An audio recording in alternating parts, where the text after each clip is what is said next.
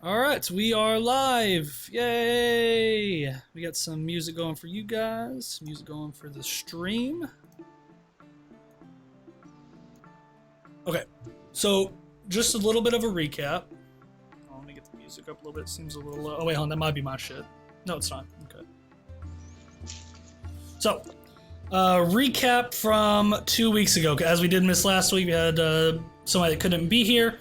So we just skipped it because we're about to go into some world story kind of stuff, and we didn't want them to really miss any stories. So, recap coming from last week. You guys started off, I believe it was just the end of the day, and you guys were in your newly bought house in the Lower Commons.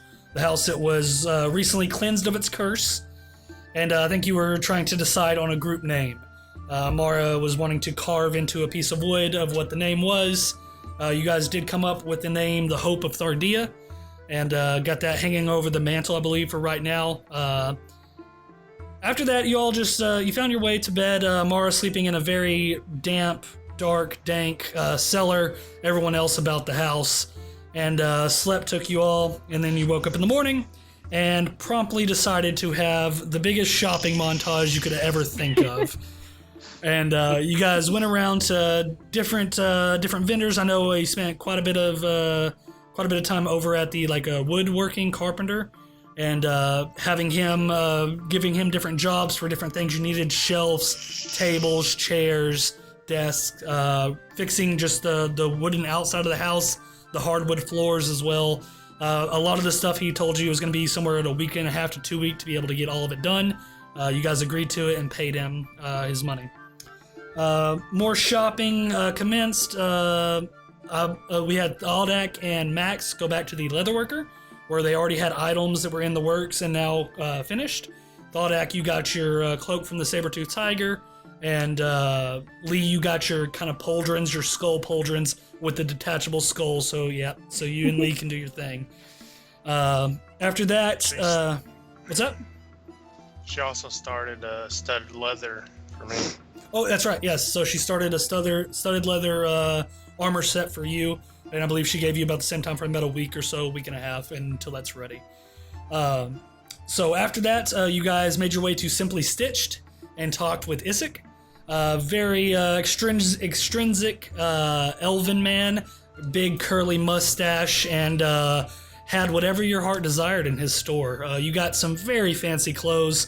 Can't remember all of it. I know we had a fedora on thar'dia with a tie, shirtless. Lee just had a piece of cloth that he ripped with his sword, and had that kind of toga around himself. Max with this very purple and silver. Wasn't it purple and silver? Yeah, you're muted. But that's fine. I got your head nod. We're good. Purple and silver robes, just looking fancy. Amethyst cane. Mara, beautiful dress and a nice kind of a flowery lace white headpiece. Shoes to match as well. And Hagen, you had, what was it? It was something with a hooded tuxedo. Hooded tuxedo with a monocle and a cane. A monocle and a cane with a nice crystal ball on the end of it. So, pimp cane, yep. You guys looked fancy as fuck leaving Simply Stitched. Isaac asked you guys for a favor to head down to the Royal Keep and actually deliver Corbin, the son of King Bowden, deliver his robes to him for the feast. You obliged, did so. You all got 10 gold for that. I'm pretty sure you marked it down. I don't remember if anybody did, but he offered you guys 10 gold to do so. So if you didn't mark it down, you got 10 gold extra. You all went to the keep. You delivered the robes, and then actually Bowden had a request for you as well. He had a little bit of a issue that he needed solved before the feast of that night. At that point, you were all rejoined with the very well-spoken and very just poignant Saul, little halfling, screaming down the hallway. He asked all of you to Bowden asked all of you to take Saul down to Baldus, and that was going to be his punishment. Instead of having his hands cut off, he was going to work in the fields for Baldus, which, in hindsight, Saul probably would have took the hands being cut off. Making your way out of the Royal Keep with Saul in tow, you made your way down to the farms themselves and sought out Baldus. Getting there, you found Baldus. You had a little bit of conversation with him. He was not impressed with Saul whatsoever. Continued to refer to him as a little kiddo, or a kid. Saul did not take kindly to that. But nonetheless, Baldus got him doing some work, and you all left feeling pretty good that Baldus would have the little halfling in check. Don't think he's going to get too many problems out of the little guy. After that, you made your way back. I believe, Hagen, you went and found some short swords at the blacksmith, Dwarven blacksmith. Got some short swords, and then I believe that was it. I don't think you guys did anything else. You kind of just hung out at the house for a little bit. I think you guys did a little bit of cleaning or something like that at the house, or can't remember exactly what you were doing, but a little bit of time spent at your new household, and then time came for the feast, and you all made your way to the royal keep. Getting to the royal keep, just a beautiful, the hall was just beautifully redesigned, tapestries hanging everywhere, entertainment on a stage, a few people juggling, there's a band playing, and it was a mix, it was an intermingling of the social societies here in Roresh. There was royalty, there was common folk, there was adventurers, and there was council members as well. Upon arrival, you all actually got introduced to Bowden's daughter, who you did not know he had until this point, as she was off studying with a druidic tribe in a city that I forgot, and I'm not going to look up the map right now, but she was off doing that in a city. Her name was Natalie, and she gave you guys a little bit of a insight into her abilities, as you guys got forcefully sprayed with a jet of air and rustled your hair a little bit. She seemed very impressed, and actually Amara and Natalie were matching, both wearing very beautiful white dresses and such. So, at that point, I believe we had Hagen and Thaldak going over at the table and playing some quarters. I believe Thaldak was winning at the time, can't remember, but either way, some quarters were being had. Good drinks going around, and then we had Max going up to a random royalty, or what looked to be royalty, she definitely came from money, wealthy member of the society, and asking her if she could essentially loan out her son for free to do some work for you guys as like a clerk or something. Not creepy at all. Yeah, not creepy. No. It was definitely Can just I have 100% your creepy. For free. Just for a bit. Yeah. She was obviously coming for money, said, well, nothing should be done in free. And so she was saying that he would need to be paid. At that point, Hagen being the stealthy rogue he is, overhearing this conversation with his newly found comrades, decided he would sneak up and pickpocket this lady, taking her money and using that to repay back her son. So you guys are now going to be paying her son, which she did agree to let him work for you guys, as you had work come up for him. With her own money, which she did not know was missing because Hagen's is stealthy as shit. So after that, Bowden got up in front of everybody in the hall, addressed everyone in there, gave a nice speech about Roresh being one, not different social societies tonight. Everyone was going to dine together like kings. And after his speech, he did also recognize your group for the deeds you have done. You all stood up and were giving a round of applause for the deeds you have done here and in Valenwood. And at that point, King Bowden made his way over to the head of the table where you guys are sitting as well. You're sitting very close to his family. And he made his way to the table. The feast was brought out. All kinds of meat. Whole hogs, chicken, beef. Just all kinds of sides, potatoes, sweet potatoes, some salads and herbs and stuff like that. Just pretty much anything you can think of. Breads from the farm. Just a very extrinsic feast. All the feast was brought out, and he told everybody to dig in, and that is where we are picking up tonight's story. So at this point, the feast has now come out. It has been put onto the table. You still have the band playing in the background, giving you all some really nice music as the feast commences. So, starting now, the food is now on the table. Is there anything anybody's looking for in particular as far as food items? What do you guys want to eat? I want some dope-ass casserole.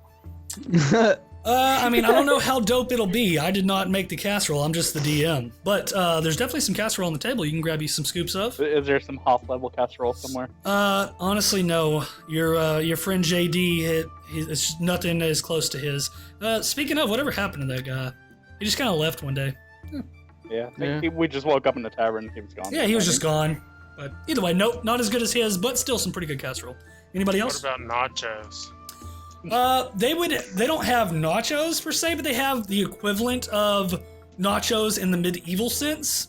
I don't know what that is in your mind. I don't know what it is in my mind, but that's what we're going with. So, there's some form of basically nacho. an open-ended sandwich, like Yeah, bread kind of with cheese bread meat on and it? cheese, like kind of, and definitely the bread is really crispy as it got really close to the fire and stuff like that. So some crispy bread with some cheese and meats on it.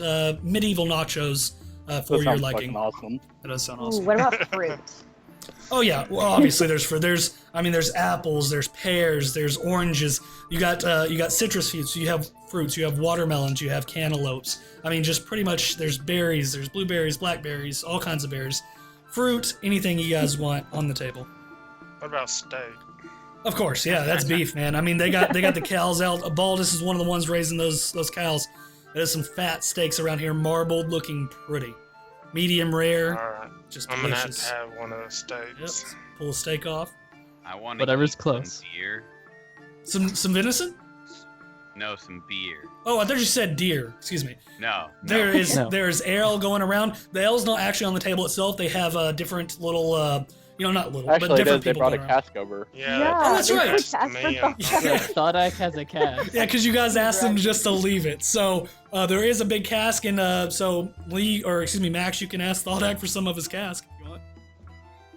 Thodak, have you heard of something called a cask stand? Nope. See you later.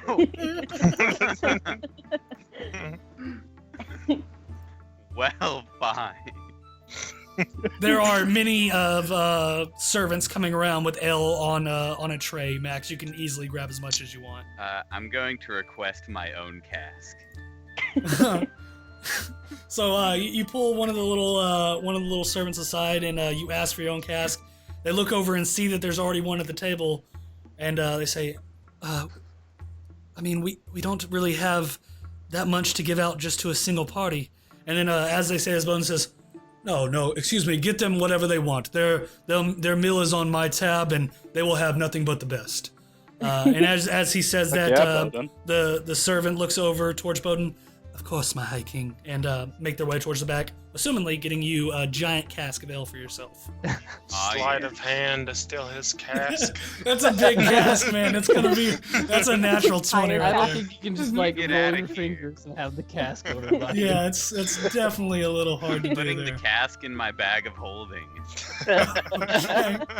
And then I'm Dinner just table. going to like open up the opening, put a glass inside, get some beer. All right, so Would be better if you just like open up the bag a little bit and just like pour like an endless amount of beer out of it. Yeah. all right, so we'll say a few minutes passes. The same servant that was talking with you does come back with a nice cask of ale. And I mean, these aren't huge kegs. I mean, they're probably I don't know, a foot tall, foot and a half tall, and maybe a diameter of 12 to 14 inches. But I mean, there's still probably 10 to 15 drinks inside those. So decent amount, more than enough to get you drunk for one sitting. I'm gonna tip him 10 gold. And as you do, he says, "I appreciate it, sir. Thank you very much." And he kind of straightens his attire and starts going to somebody else. "Excuse me, ma'am. Do you need anything?" And then going to other servants or other people needing to be served. Put the cask in my bag of holding and then just start drinking like brown paper bag style. All Take a right. swig. So a few people start looking at you as you start drinking out of this black sack. But hey, it works. No big deal. All right. Can So I? what's up? Oh, I was gonna ask. Can I like just grab like a big piece of steak and just like kind of put it on her plate, Mhm. and the rest is just all fruit, like So a it's little just steak mountain and of fruit. Yeah, I that's like right. it. Yeah. So I mean, you just grab, grab this giant piece of steak, slap it on. The juices start running from the steak all over the plate. You just start pulling blueberries, strawberries, pieces of watermelon and cantaloupe all onto this plate. The steak juice kind of intermingling with the berry juices and the rest of the fruit that's being cut. And to some, might not be the most appetizing, but to you, it looks glorious. I like that Lee might have the most reasonable plate here right Yeah. now. You just got some steak, some mashed potatoes, just normal corn maybe. Whatever's close. It's Yeah, just- that's all close enough within arm's reach. So just an assortment of different various feast items on your plate. yeah. All right, so all of you are grabbing your plates. Everyone starts to eat up. You all start eating for a few minutes. The feast is very well prepared. The servants did an immaculate job on this feast. Everything tastes perfectly, is cooked precisely. Nothing too burnt, nothing too undercooked. Just everything at that perfect spot. As you're all eating, Bowden starts to look over towards the group, and as he's sitting there making his plate, as you all were making yours, he calls over towards you from across the table. He says, "So, I'm interested as to how you all met to form this Hope of thar'dia, as you call it. Have you known each other long?" And he's just generally addressing your group. We met by accident mostly. These three, pointing to Max and Lee, these two helped me start a party to find a missing girl. Yes, this was the girl in Valenwood, correct? Yes, my hacking. So it was you three initially, and you met the other travelers here in Moresh? Yes, sir. Oh, that's very good. We actually found Amara whenever we went to find your sword. I met Thodak at a sparring session, actually. We were impressed by each other's skills, and we decided to team up for the better of the world. Well, impressed is a loose word to use. Yes. These boys actually came and saved me from a pretty sticky situation, as well as your son. So thank you again. Yes, I remember you talking about this when you all came back with Corbin. Still not a good choice in my decision, but guess no harm done at that point. But, well, I mean, it's good to at least see that you have all found each other. It seems that you all suit each other well and benefit from each other's strengths. And you, Hagen, if I'm not to be mistaken, you were saying that you and Thodak met with a little training session. Yes, sir. What is your story? You were obviously here in Roresh at our training grounds. Did you grow up around here in Roresh, or?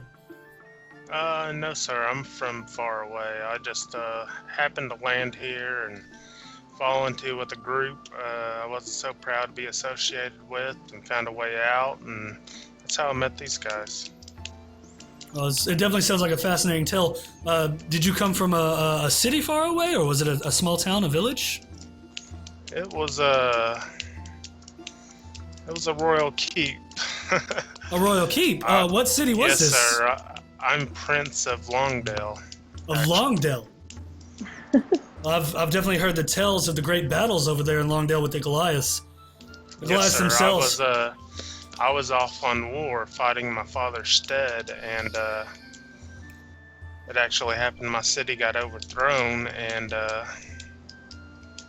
well, after it got overthrown, I decided I better keep low because I knew they were looking out for me and wanted to end the bloodline, and happened to fall in with Thodak over there at a training session and decided it'd be a good way to keep a low profile. Yes, those Goliaths, I mean, if you ask me, nothing but bloodthirsty beast.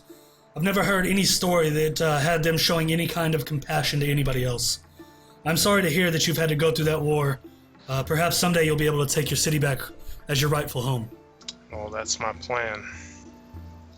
Well, I did not know that you were royalty. I knew Max here came from royalty. We've talked about it before. From Roar-Ebb, if I'm not mistaken. Or was it Redwater? Redwater. Redwater. Yes, sir, and Redwater I'd actually appreciate it if we get that on the down low, because... Of course, I know your situation. Nothing would leave this chamber right now. 100% with me. What happens in Roresh stays in Roresh. That's right. I'm just gonna pat your shoulder, you know. All right. To a night that we'll never remember. As I raise my glass, I'm going to use prestidigitation on Thodak's beer to make it taste incredibly salty. Okay. Oh, what a dick. That's a straight up cantrip. So, Thodak, as you go to take a big drink of your beer, you're met with this just bitter saltiness. Just, I mean, it tastes like a very oversalted ham almost. It might have spoiled over the past couple of days, and it's just not a pleasant taste. This ale does not suit you. Do I see him casting the spell? Max, roll me a sleight of hand check. Thodak, roll me a perception check.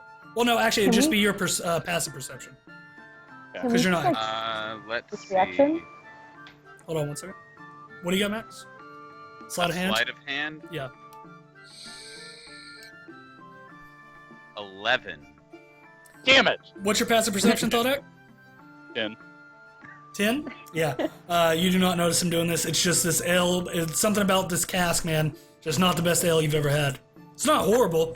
You've had worse. You pound it back? Yeah. Alright, so you just throw it back, salt and all, no problem. What were you going to say, Amara? Oh, I was just gonna say, can we like notice the expression that Thordak's making? Yeah, I mean, you can definitely see on his face as he throws it down the gullet. He kind of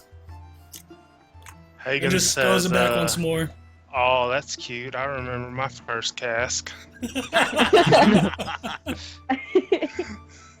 As like Amara's eating like the blueberries, she kind of like looks over at you and kind of like laughs, but you know when like you kind of like choke a little, she's like. So she chokes on the blueberries.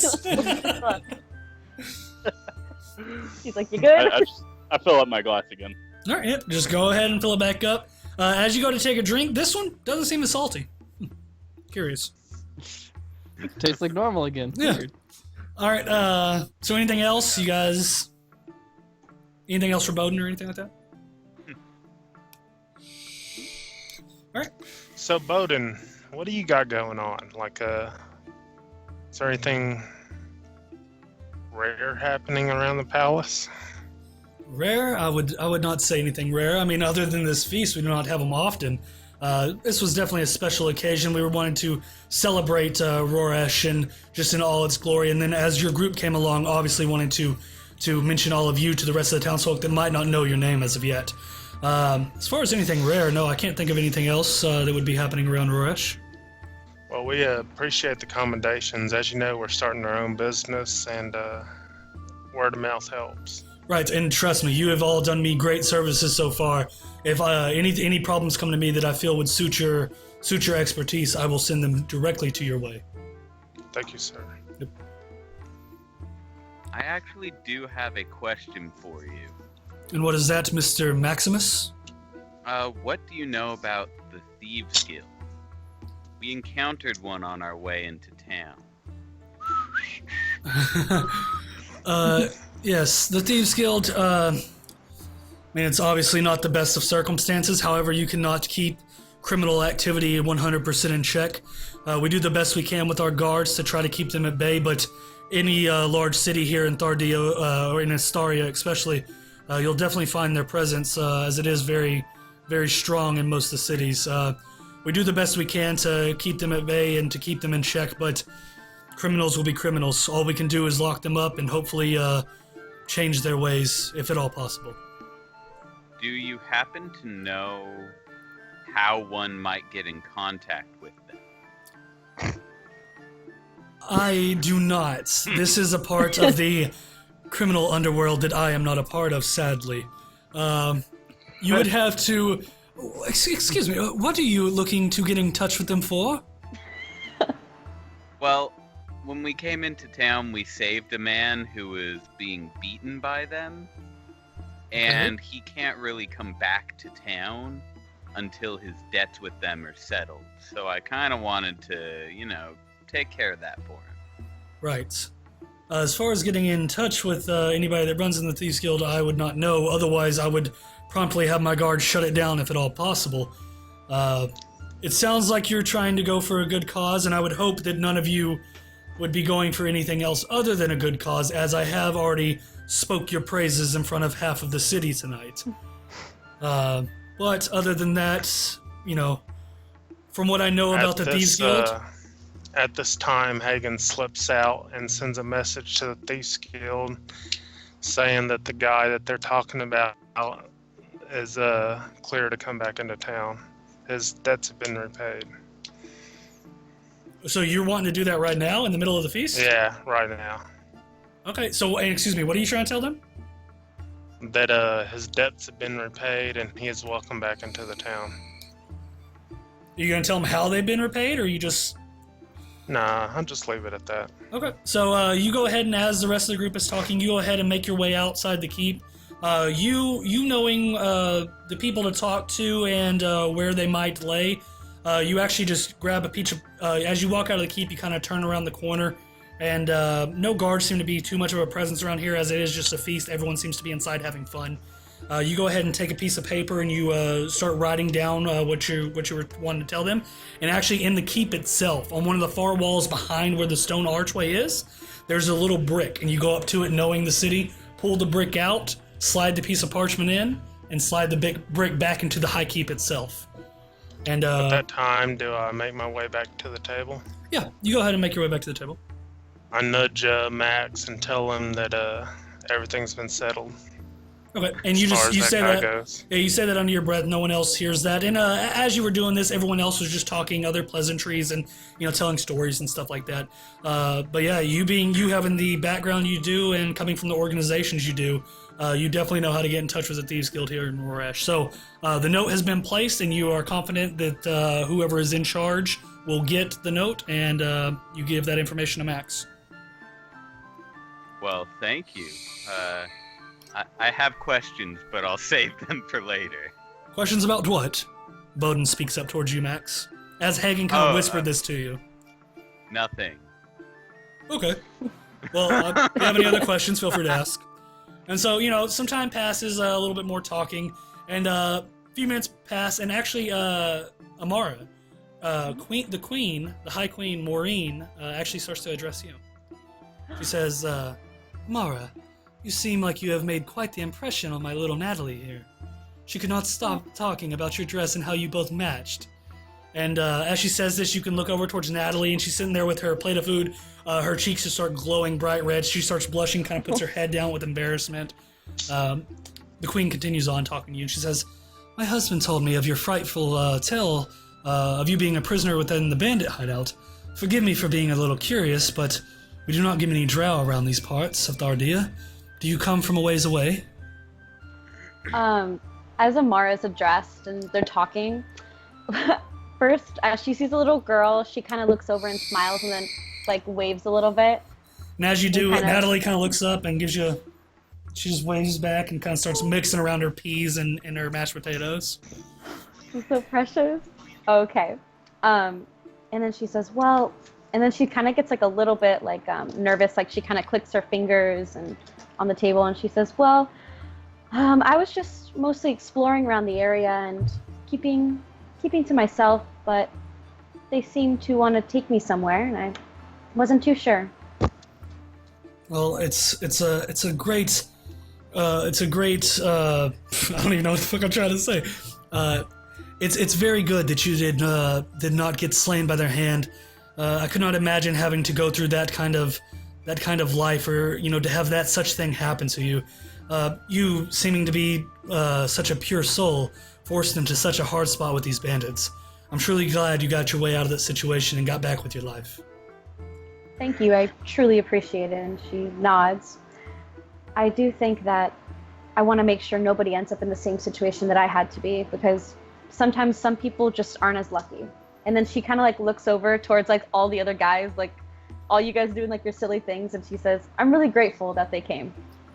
Yes, and as far as anyone else having to go through that, at least you can mark one bandit group off your list, as all of you did help in taking them out and taking a problem away from Rorash itself. So we are in your debt for that once more. Of course, and we will keep helping. So, feast continues on. Everybody's getting their fill. You guys at this point are definitely starting to get a little bit full. Be it that this feast is so delicious, doesn't matter. You push through being full and just keep cramming more in your mouth. They start bringing some desserts to the table, some various pies, and just different kind of desserts, some cakes, some sweet rolls, some sweet bread, and start having your fill of that once more. So there's a few different guests sitting around the table. Sitting around you and the High King's family, King Bowden's family, the Evan Pike family. There's actually one older gentleman, looks to be human, probably in the early 50s or so. Stark white hair, has a goatee that matches the hair color as well.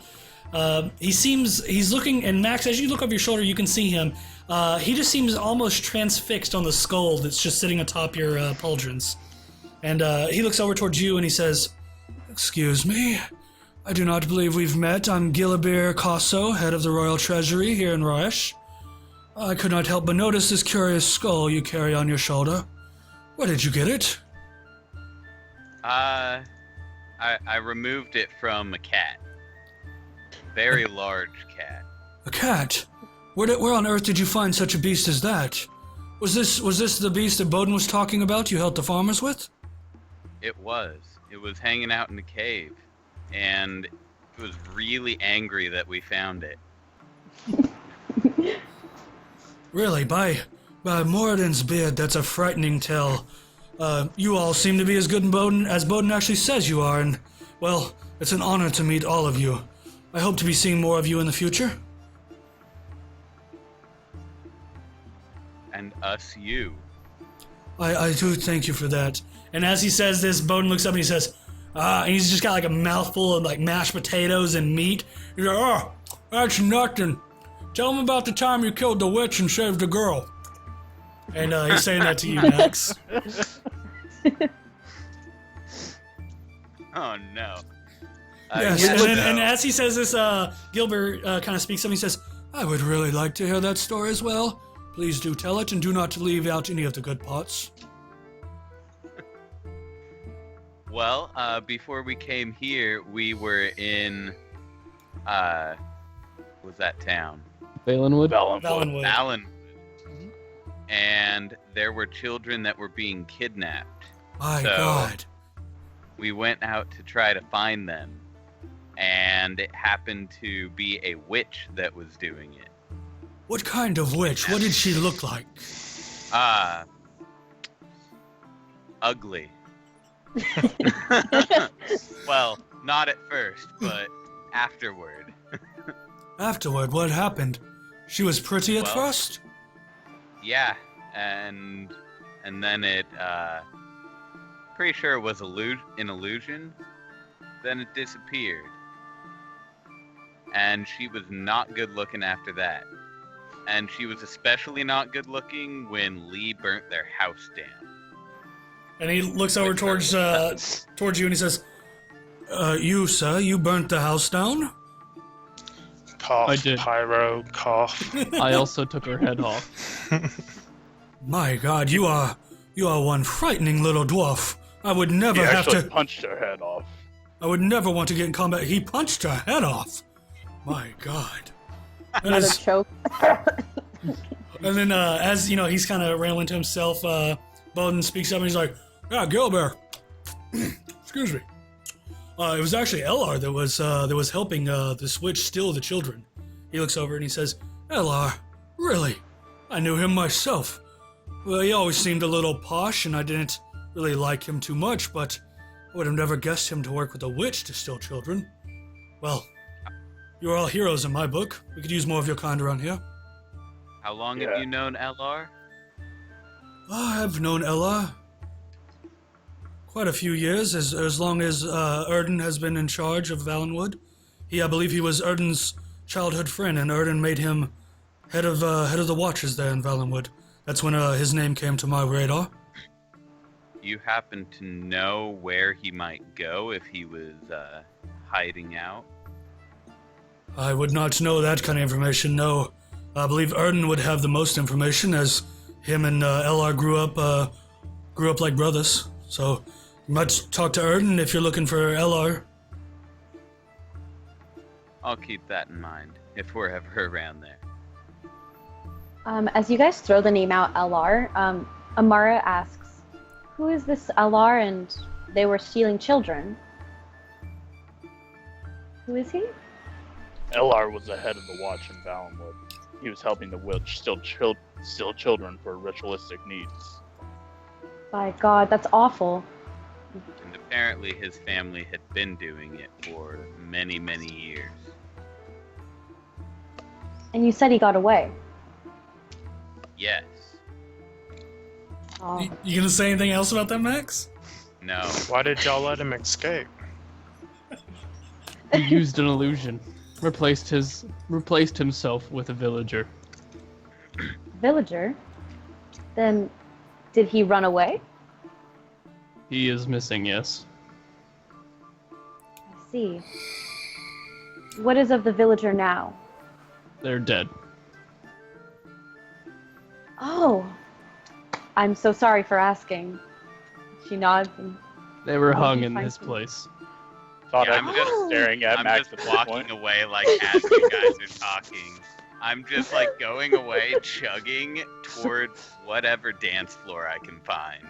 All right, so as you start making your way up, you grab your ale and you start throwing back a drink. And as you start making your way over towards this dance floor, there's actually you see not a human. You see an elven man start approaching you and the table. He looks to be, elven years are kind of hard to tell, especially for human. Somewhere, maybe a 30-year-old human equivalent. Somewhere probably about 200 years old in elven years. Wearing a tall, wide-brimmed hat. Leather hat has a leather band around it as well of a different color. Long white hair hanging from underneath the hat. Dressed in not formal wear, but what seems to be adventuring clothes. His shirt is tan, has multiple pockets, as do his pants. Heavy boots adorn his feet, and rope hangs from a backpack as he carries a machete on his waist. He walks up towards you, Max, and he kind of puts his hand on your shoulder and kind of throws the other hand out, addressing the rest of the table. And he says, "Bravo, bravo! I do love a good tale of adventure. My name is Sir Luxelin Balin from Brantford. I'm a pursuer of treasure and adventure. I could not help but overhear your story." And as he's saying this, he's kind of shaking you, kind of giving you, a shake on your shoulder. And he says, "Could not help hearing your stories and had to come introduce myself. With a name like Hope of thar'dia, I would assume you're all striving to leave your mark on this land. What are your names?" And he's looking towards you, Max, as he says this. I am just going to kind of move his hand off of my shoulder. Okay. And Push past? like step back and start drinking more. Are you staying at the table or are you continuing on to the dance floor? I'll just kind of stand there, like, looking at him. Okay. And so he says, "Well, you seem to be the talking type." Kind of gives a little chuckle, and he looks over and he says, "Well, what about the rest of you? What are your names?" What's it to you? Just see that you might be looking for some services, maybe some adventure in your life, as you have done quite a few great things around here for Rorash. So I was just coming to introduce myself, maybe meet some people that have some certain expertise that I might be seeking. Well, it's lovely to meet you. My name is Amara. And so as you're saying this, Amara, Bowden actually interrupts you. And he looks over and he says, yes, introductions. What is it this time, Sir Luxelin? I've worked with you in the past, and let's just say it's not gone so smoothly. Sir Luxelin actually stands up straight and gives a salute to Bowden. He says, "Your High King, it is different this time," throws down his salute. "I'm getting very close to the lost city of the Arakakra. I will admit, last time it was a little bit of a wild goose chase, but this time I have proof." And with this, he flips off his backpack and starts rifling through. You can see him unlatching different leather straps and searching through other pockets. "Now, where's the damn thing? No, that's not it. No. Here, excuse me, sir. Could you hold these?" And without giving you any kind of yes or no breathing room, Hagen, he just starts piling shit just into your lap. And he starts pulling out just different things. "No, that's not it." What kind of shit? Yeah, so he pulls out a magnifying glass. There's actually a rolled up map of thar'dia. You can see a little bit of the name of thar'dia. While it's rolled up, you can still see the name of it. There's actually a glass orb filled with water. Inside of it, it looks to have something like a metal clockwork fish. And as you kind of shake it around as he puts it in your lap, the tail just seems to kind of go back and forth and look as if it's swimming. Actually, a big giant... I pocket that. Make me a sleight of hand check. I saw this coming. Can't put shit in. Oh, Too can cool. I help that? Help to give Assist? him advantage. What by would you do? 18. Okay, Oh, sure. Max, go ahead and... Okay, 18? Yeah. I was going to say I if you just want to wanted to continue. use prestidigitation to make his pants feel really warm. 18 is good enough. No need for it. But as you do, go ahead and cast it. Oh my god. He just kind of wipes his pants off, thinking maybe something would have spilt on him. But either way. So you pocket the little clockwork fish. And the next thing up, he actually sets a big giant scale into your lap. Honestly, you haven't heard of anything with scales this big other than a dragon. So very black in color, kind of metallic as you move it. It actually seems to shimmer and change color with the light coming off in the room. So you now have this giant black scale in your lap, and what seems to be, and the last thing he pulls out, puts in your lap, just seems to be an old ratty blanket, just dirty, has mud all over it. There's some stains, brown stains. You don't know what the stains are, but man, it just looks dirty. It's a bad blanket, but that's the last thing he sets in your lap. And so he's rifling through, putting stuff in your lap, and he says, here it is. Excuse me, good sir, could I have that magnifying glass back really quickly? Asking you, Hagen. Sure. All right, so you hand him the glass, and as you can see, as he did go ahead and set the backpack down and grab the magnifying glass, he's holding what seems to be some sort of a stone tablet in his hand. On it are very strange marking, and as you hand him the magnifying glass, he begins to speak and read on this tablet. Does anybody here speak Undercommon? Amara? Okay, yeah. So Amara, you just kind of, just glancing up, looking over the table, you can see the tablet and see what's written on it. So you would actually be able to read this as well as he's reading it out. So you would get the same information he's already going to tell the rest of the group. But he's not lying about it because you can speak Undercommon. Okay. So he says, thank you. Now here, look. And he starts holding the magnifying glass towards Bowden. And Bowden kind of, sits up in his seat and starts looking at the tablet. He says, I got this stone from a traveling merchant, near Wolfpine, actually. Now, they told me that this came from a cave that led down into the Underdark itself. There was a group that was tasked to clear out some of the nasties that lurked within this cave, and in doing so, they found a village of lizard folk that seemed to be abandoned at the time. This was wrapped up in a piece of cloth and stowed away in a stone chest, and it reads, The city of Adrilla hides under the high hushed voices. It has been shielded through time, and it only shows itself to those that are worthy of its image. To find the entrance, you must look for the Great Bear. Head towards the bear's left paw until you find the giant serpent that lays within the valley. The serpent is wise. Follow him. He will lead you to the cave that shines sunlight within the night. And so you get that information as well, Amara, and you know what he's reading is to be true, as you do speak Undercommon. And he looks up towards Bowden once more and he says, You see, High King, the high-husked voices on this tablet that this is talking about. It's talking about the Whispering Peaks. It's the only thing it could be. The lost city of the Arakakra lies within these peaks. Along with the city, so does their hordes of treasure. And so now you all have that information as well. Anybody speaking up, saying anything? Can we get those, that little saying linked, please? Yes, I will link that for you guys. Give me 1 second. Please hold for professionalism. Hey. There you go. Linked in chat for anybody that wants the little riddle. Yes, of course. I still have the other one. There you go. It's a good thing. All right, so anybody else saying anything? Asking questions or... You say you're looking for a city. How long have you been searching? I have been searching all my life, dear girl. I've been a connoisseur of treasure for many, many years, as long as I can remember, even since I was a young elf. My mother would always hide things in our garden for me to find. She would give me a map and a magnifying glass, and I would go to different spots and finally dig up and find a little gold piece or something she would hide down there. So I would say it probably started with my mother, but I've done it all of my life, and I have no means of stopping now.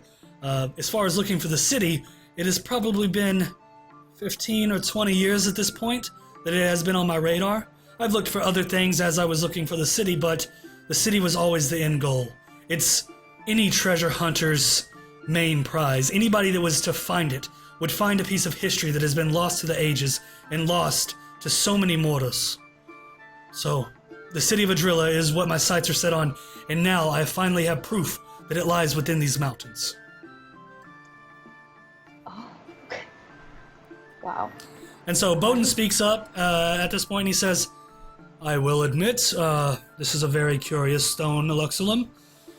Does not look to, or excuse me, it does look to be very old. However, how can you trust a traveling merchant? I mean, what if he just carved this into the stone himself? And then Luxulum comes back and he says, Undercommon is a very tricky language. Not many speak it that are not from the realm themselves. If this is a fake, it is very, very elaborate. And I do not think it is just by the chance that it just so happens to talk about the city I've been looking for the better part of 20 years. Not many people have even heard the tale of the Arakocra, your High Grace. Well, as that may be, I would not be able to assist you in this quest. As far as this group, they will have to speak for themselves. And he kind of motions to all of you. And Sir Luxon looks up towards all of you and he says, any information you seek, any information on the city, I would be happy to provide. I am looking for some worthy adventurers to escort me on this quest and to help me make my mark in history in finding this lost city. So, if what Sir Bowden here says to be true about your group, and you all come with the expertise that he gives you, I think you would be perfect for this little adventure. And did I mention there was treasure? And he kind of gives a little bit of a smirk and a wink. What's in the catch? There is no catch. It is just treasure hunting. It's the best kind of adventure. Once you find it, you make your mark on history. As far as me, I don't care about the money. I don't care about the gems or jewels. I care about leaving my name in the history of this land. So Luxalim Balin, the man that found Adrilla. What are your skills? How are you for sure you're going to make it back from this? I've been doing this for over 200 years, my boy. I do not know how old you are, but I have not died yet. May I see your tablet? What's that? Literally everybody talked at once. Everybody? Can I also? Okay, anybody go? Did you want to roll an insight check? Go ahead and roll an insight check on him. I want to roll a history check on that stone tablet. Yeah, seeing as it's stone and I'm a dwarf. Okay, so you're trying to tell how old it is? What are you trying to tell from it? So I should be able to tell, like, the origin of it, right? Okay. So, like, who made it. Okay. Go ahead and take a roll. May I check to see if, like, the stone is actually, like, real, like, the real writing, like, it's grammatically correct, like, it came from somebody? Yeah, so you ask him for the stone, Sir Luxon? Why, certainly. Go ahead and take a look. Do you speak Undercommon? Why, yes, I do. Oh, yes, please. The more the merrier. The more to prove my point, the better. And so he hands you the stone tablet. Go ahead and roll me a, I don't know what that would be. You're trying to determine the authenticity. General intelligence. No, I wouldn't say if you're history. Yeah, either history or insight, just to try to tell the authenticity. And you would have advantage on that because you do speak Undercommon. So roll it with advantage. All right, so let's get to insight checks. Who was rolling them? I got 19. I rolled a 16. 16, 19? I got a 19 as well. 19? All three of you, looking over his demeanor and listening to the words he says, how he carries himself, you see him to be telling the truth. He truly thinks that, now, whether or not this is a wild goose chase or not, you do not know. However, he believes that this is almost 100% proof that the city lies within the mountains, and you all take him for his word. He believes what he has. My insight check was more or less to determine if he was lying about the treasure, about not wanting it. Oh, to see if he's not wanting it, and you rolled a 19? Yes. No, he doesn't care about it. At least as far as you're concerned. He is an adventurer and a treasure hunter through and through. He just wants to make his mark on history. Gotcha. So, with these escorts, how much would they be worth for you?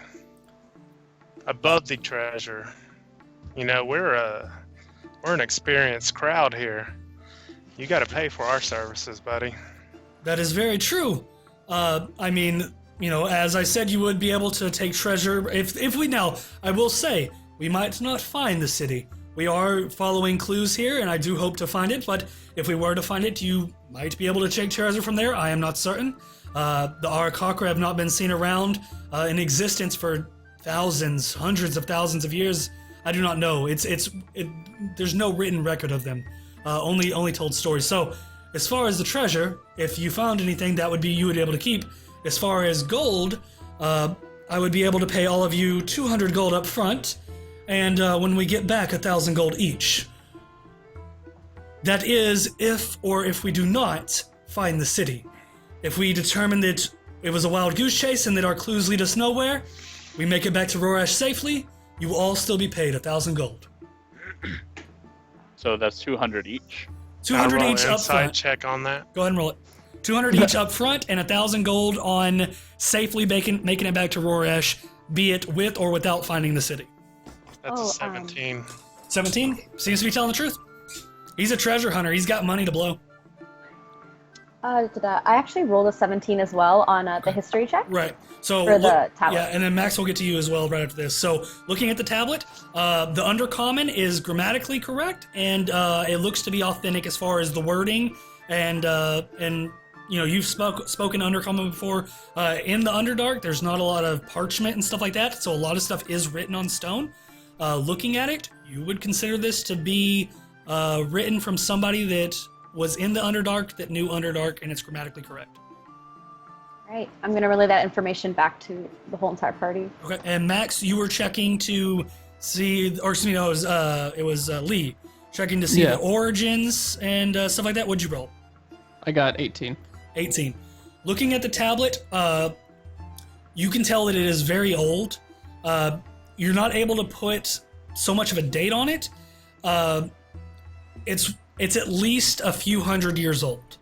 As far as the origins of it, you've never seen anything like this. You've never seen any scripture or anything written in Undercommon like this. So the best you can ascertain is that it is a very old tablet, and the markings look to be just as old as the tablet itself. It does not look to be something that was recently carved in to an old stone. Everything looks to be weathered the same, and you would assume it to be at least a couple hundred years old, though you do not know the origins. All right. So Lee looks at the tablet and she's like, the words are old.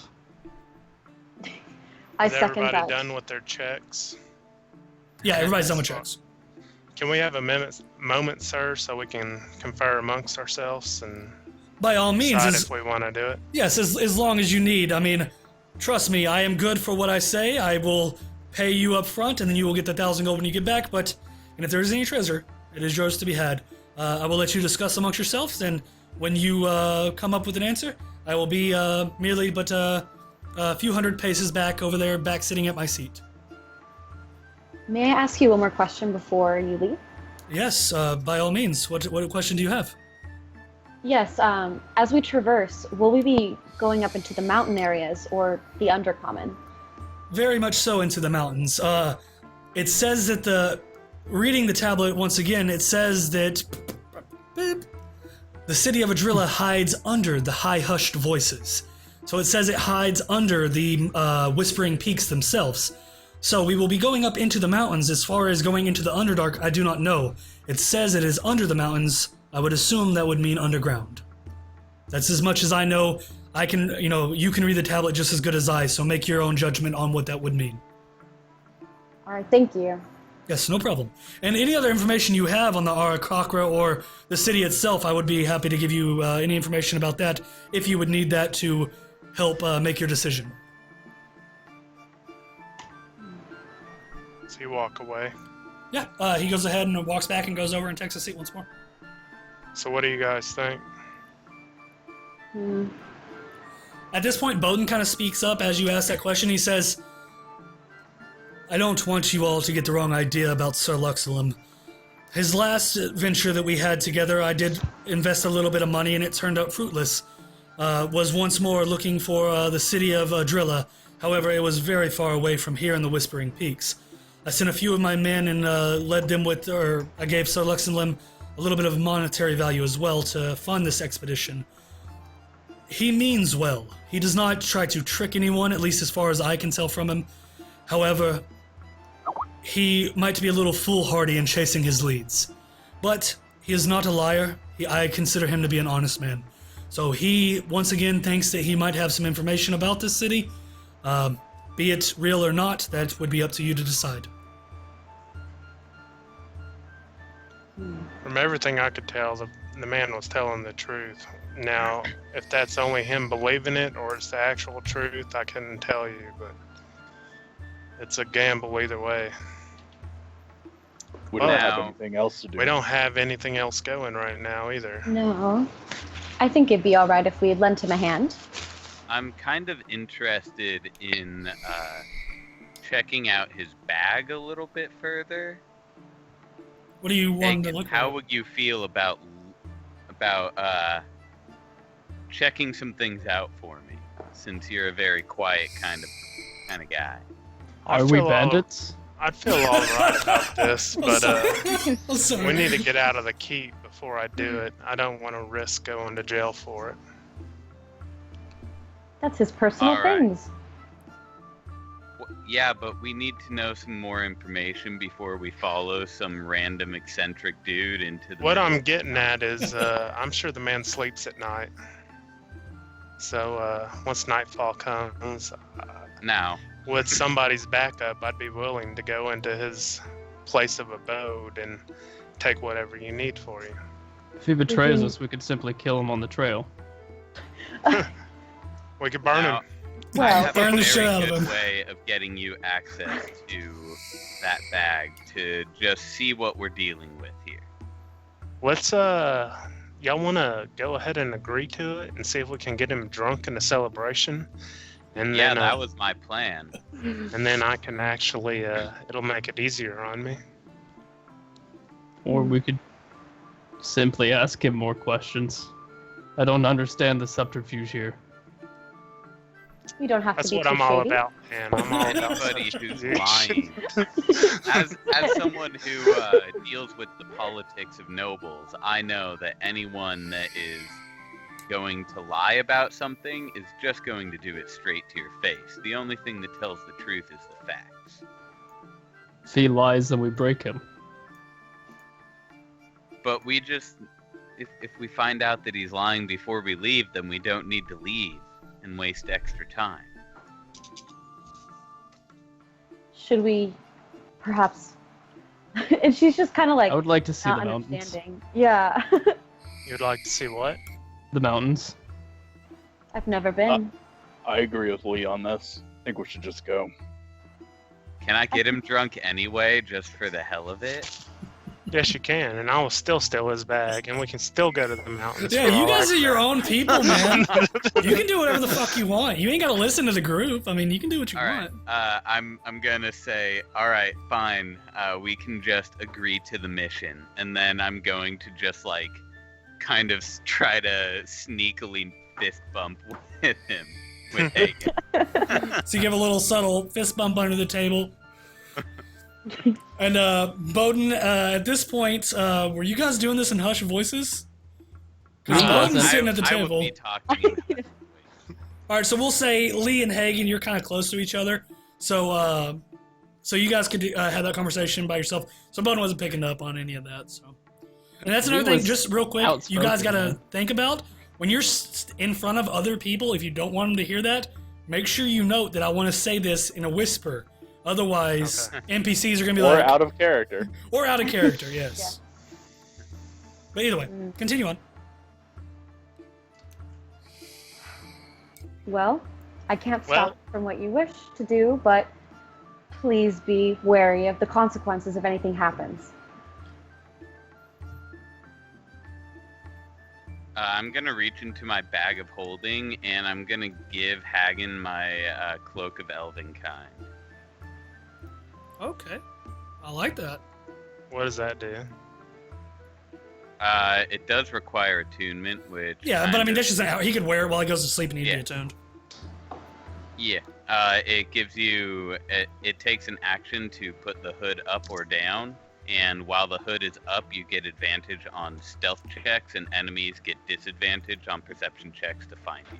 Hagen, I'll get you a description for that, and I'll link it in. I'll link it on Skype for you. Okay. You're a sneaky guy, Pretty sneaky. so now you can be even more so.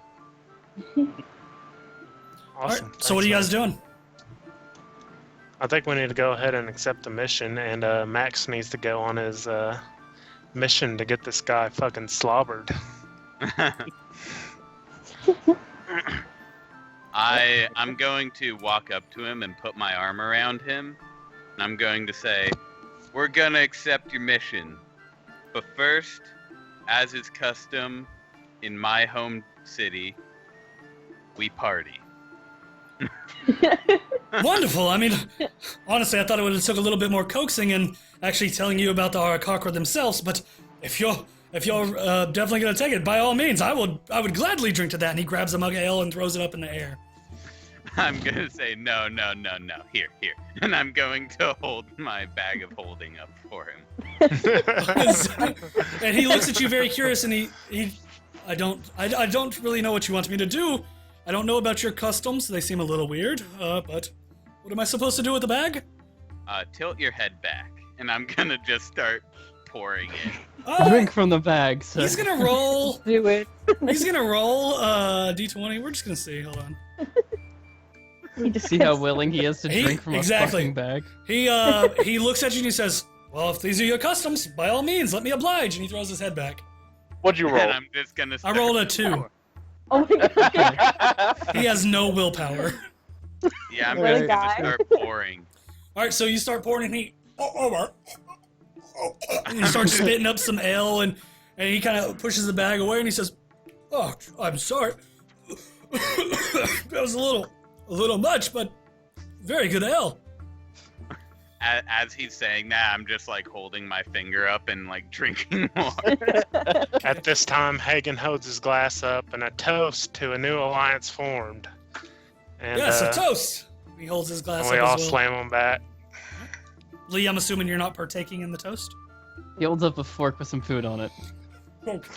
So you just walked Hagen over with all of clanks them? 'Cause he- Lee's fork. I was about to say he walked over, or he went back and sat down a few hundred feet away, down one of the tables. So you walk over just with a fork with some food on it, and you just kind of hold your fork up.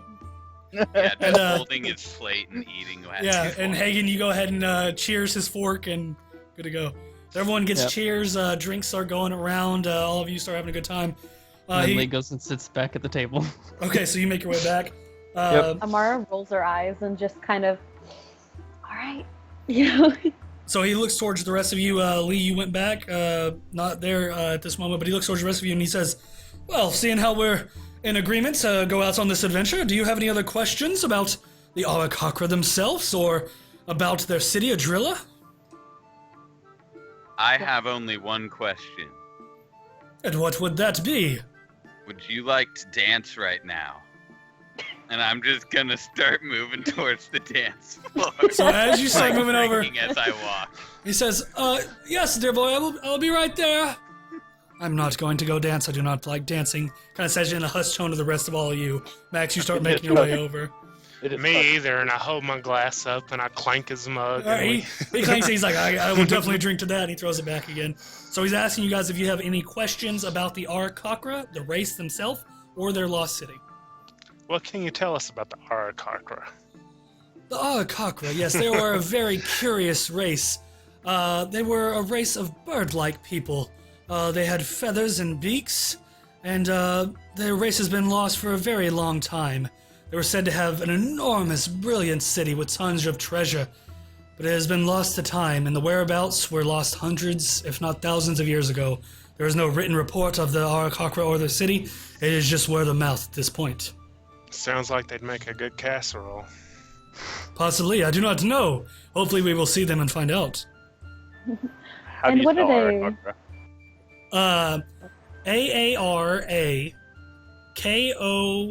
Arakakra.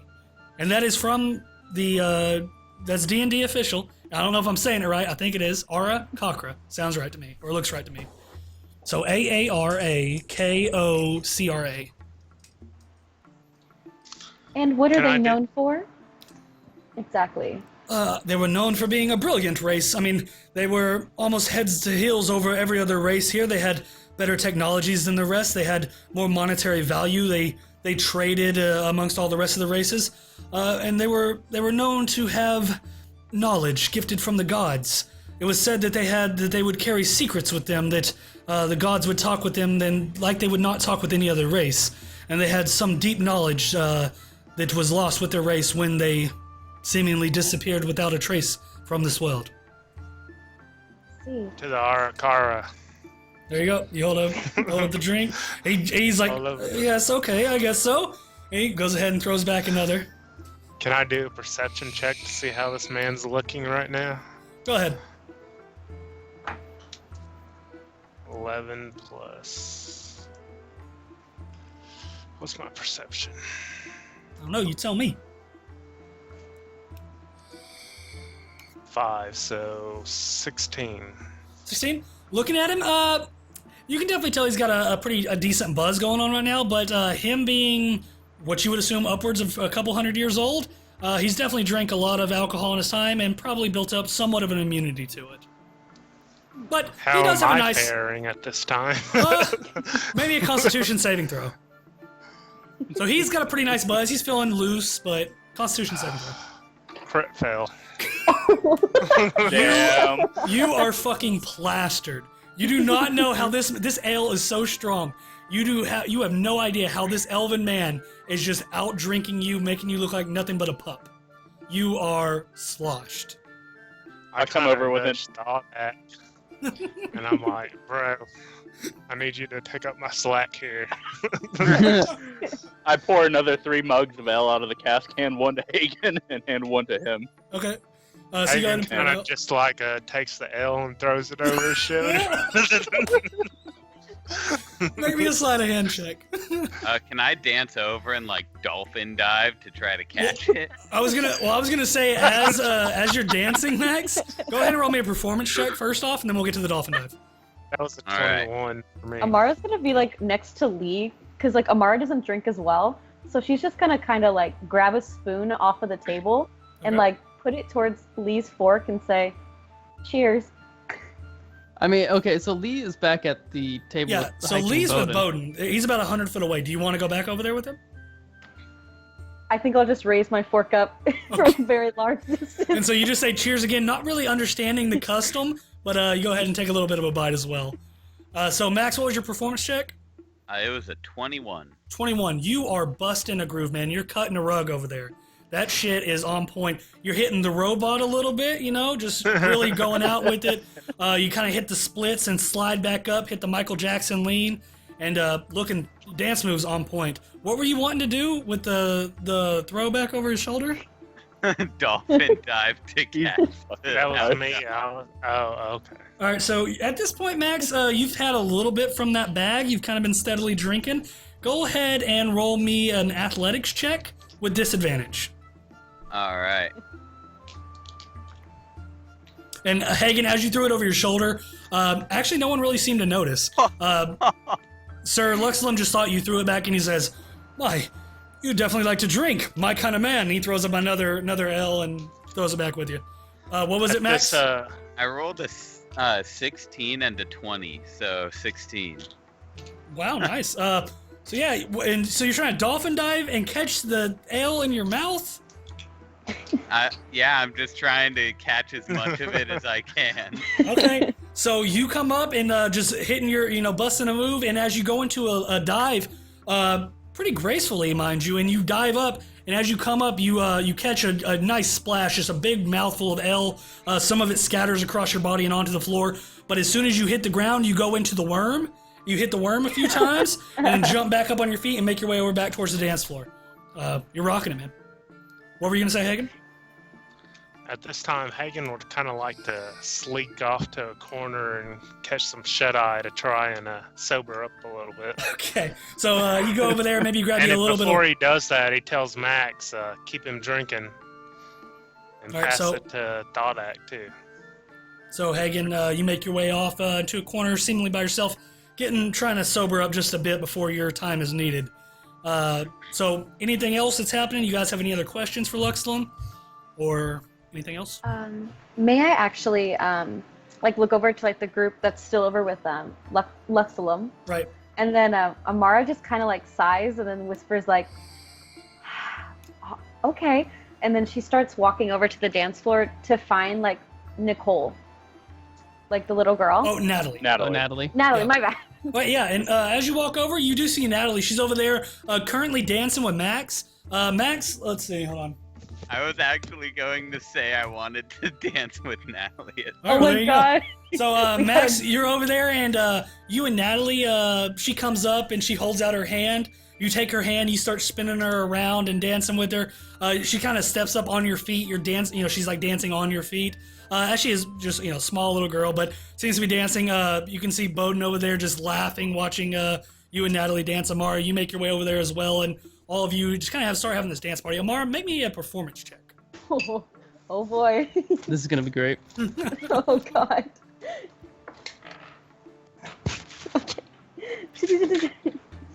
Oh, okay, not too bad. I thought it was gonna be like a 2.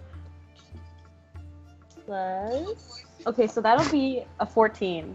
14? Not too bad. Yeah. So as you go over, you don't really know. I mean, you've never really danced before. I mean, you don't really know what it is, but you see Max kind of doing some motions with his hands and moving his feet a little bit. So you try to just almost copy what Max is doing, trying to find the beat of the rhythm that the band's playing. And you don't do a horrible job. Max seems to do it a little bit better, but you feel like you're getting the hang of whatever this weird custom is. All right, I'm gonna try to copy Max as the best as I can. All right. So you're just like shadowing Max, whatever he does. Yeah. Max, you see Amara just dancing with you, and everyone's just having a great time on the dance floor. It's awesome. You all three just start doing the robot in unison, and it's awesome, man. Lee's gonna join in, but not because he understands dancing. Because he thinks that this is something that he should learn. Okay. So you walk over and you don't, what are you thinking that this is? You don't understand dancing, so what do you think they're doing? Like a martial arts routine, Okay. Advanced combat techniques. So you go over and you see them doing this weird, strange movement with their hands and stuff, and you just start. Yeah, Lee has a super focused look on his face as he's studying them moving. All right, so you're just like turning the robot into a martial arts segment. You start really throwing your hands out as quick as you can. A little bit of sweat starts dripping off your brow. You're getting a little bit of a workout doing this. This is a really good martial arts routine, man. You like this. Yeah. All right, so the next NPC he kills is going to be with the robot, and it's going to be fucking fantastic. Guys. Can I just like lift Natalie just like up, like the cute little like woo, Yep. Yeah, and she loves it. She throws her hands up. She starts laughing. You spin her around, and everybody's having a good time on the dance floor. So not to get too convoluted in the dance moves. Anything else happening? Any other questions? You're still getting him drunk. Sir Luxem's throwing him back. Definitely looking a little bit more drunk at this point. He starts giving a little bit of a laugh, and he gets up from his seat and goes over to the dance floor and joins Max, Amara, Lee, and Natalie as well. And he starts dancing. Hagen, roll me a perception check. Natty 20. At 20.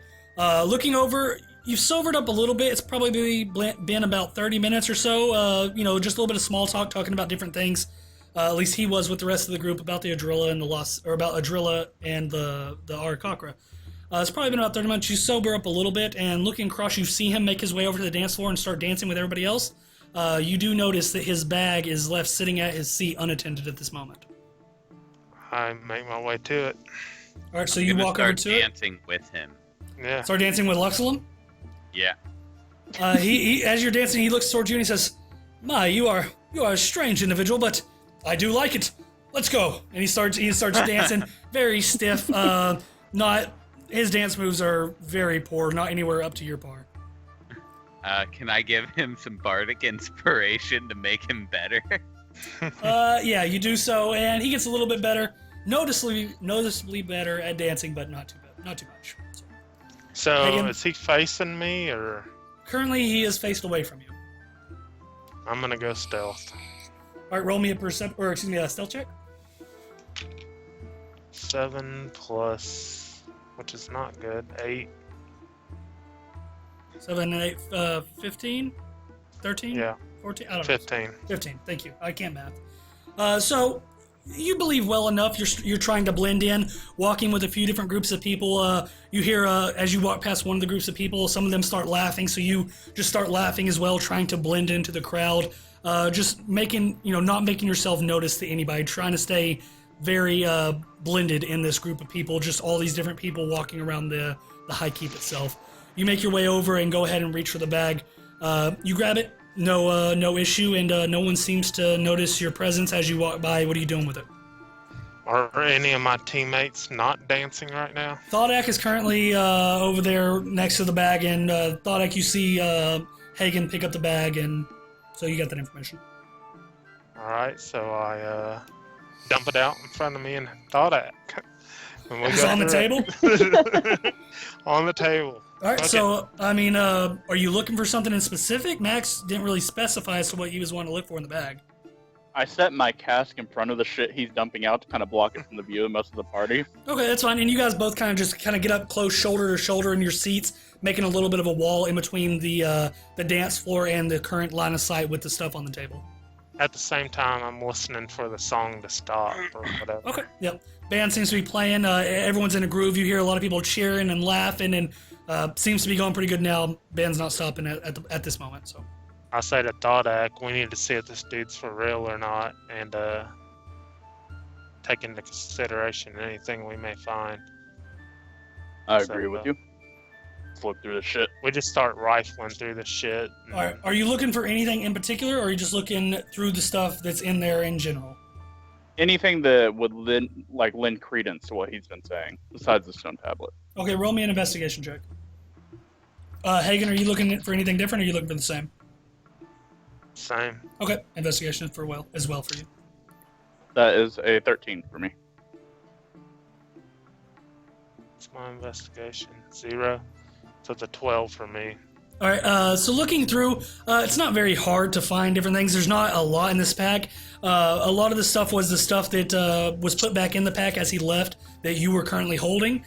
There are a few other different things. thar'dia, in one of the front pockets, you go ahead and unlatch it and open it up, and there is just a little bit of it's a small journal sitting in there. Open it up, you start flipping through it and looking through, and these seem to be the notes of Sir Luxilum himself.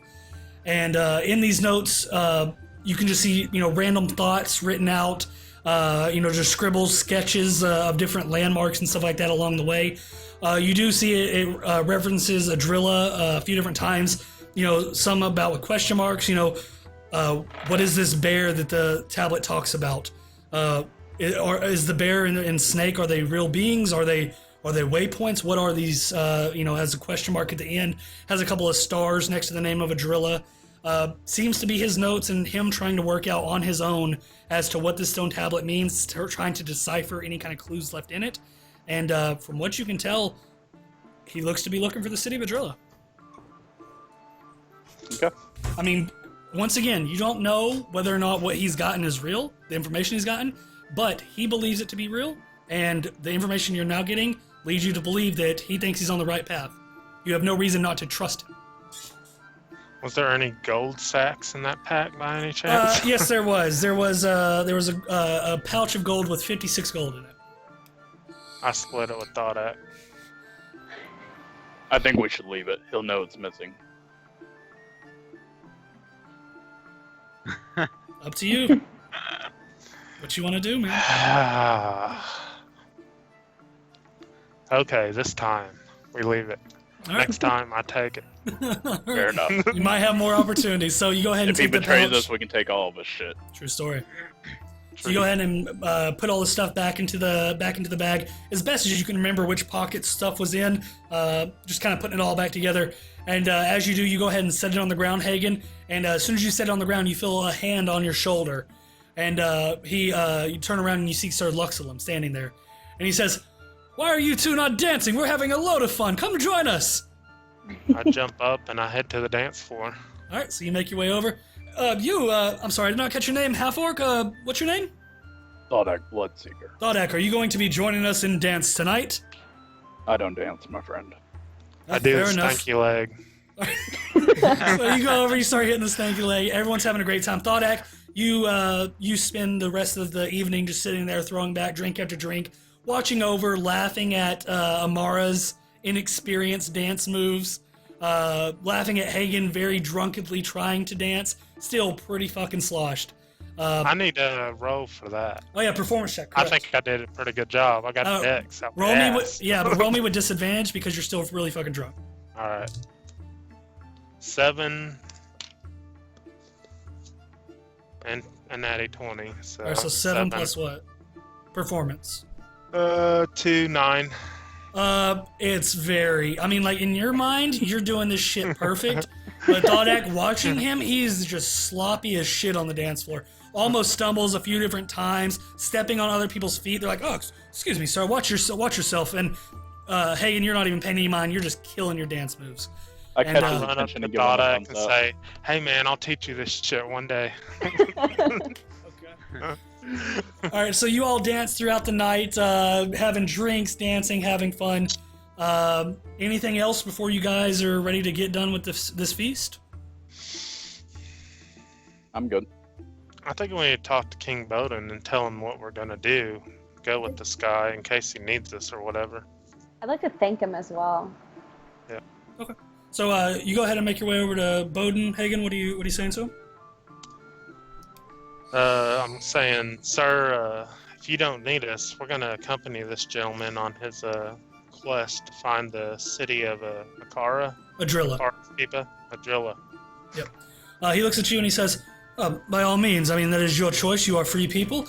I do not currently have any other things that I would be needing your assistance with, so by all means, hopefully, I do not know if he would be able to find it this time. Hopefully it's not another wild goose chase, but hopefully you find it and make a name for yourself doing so.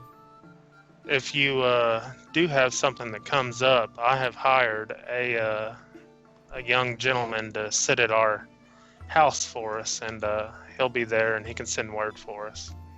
Okay, will do. I will make sure if anything comes my way, I will I will get down a message to the house in the lower commons where you guys are now staying, and make sure that you guys know of it. Thank you, sir. No problem. Thank you. So you make your way back. Amara, you were wanting to talk to Luxalin before you guys leave? Sure, yeah. I just wanted to I wanted to thank the king, actually, before we leave, for so the you went up to feast Bone as and well? everything. Yeah. And so he looks towards you and he says, "Oh, don't worry about the feast. You all have done so much for my family and for the city of Roresh. I mean, honestly, this feast was in your honor for a reason. So do not thank me. I thank you for your services." Oh, and she's gonna nod and bow respectfully, and then also go over to the little girl, Natalie, and kind of playfully ruffle her hair just a little bit and say keep dancing. And she looks up towards you and says, "I will. Bye, Amara." She kind of gives you a little bit of a wave. I'd I'll like see you to later. seek out Sir Lux-a-lot and see when he's wanting to depart from the city. It's not Sir Mix-a-Lot. It's Sir Luxalum. Did I say Mix-a-lot? You said Lux-a-lot. Okay, yeah, so you go up to him and you ask him what time he's planning to leave, and he says, well, I would say that we'd be leaving at the crack of dawn as soon as the sun starts coming up, maybe even a few minutes before. So also, I mean, I would not be able to provide everything you would need on this journey. I do not know how long it would take. It might take a couple of days, it might take a week or more. So I would say in the morning, if I was you, I would go as soon as the shops open and purchase any items that you wish to seek. We will be heading into the mountains themselves. You might need climbing gear, you might need warm clothing as the snow is starting to fall outside. So anything you might need, days rations for food, anything you might need, I would make sure you bring it along. I would be able to provide some supplies, but I would not be able to take care of everybody for the whole journey if it becomes extended. And you will have our gold in the morning? Yes, I will have everybody's gold in the morning. You will be paid before we set off.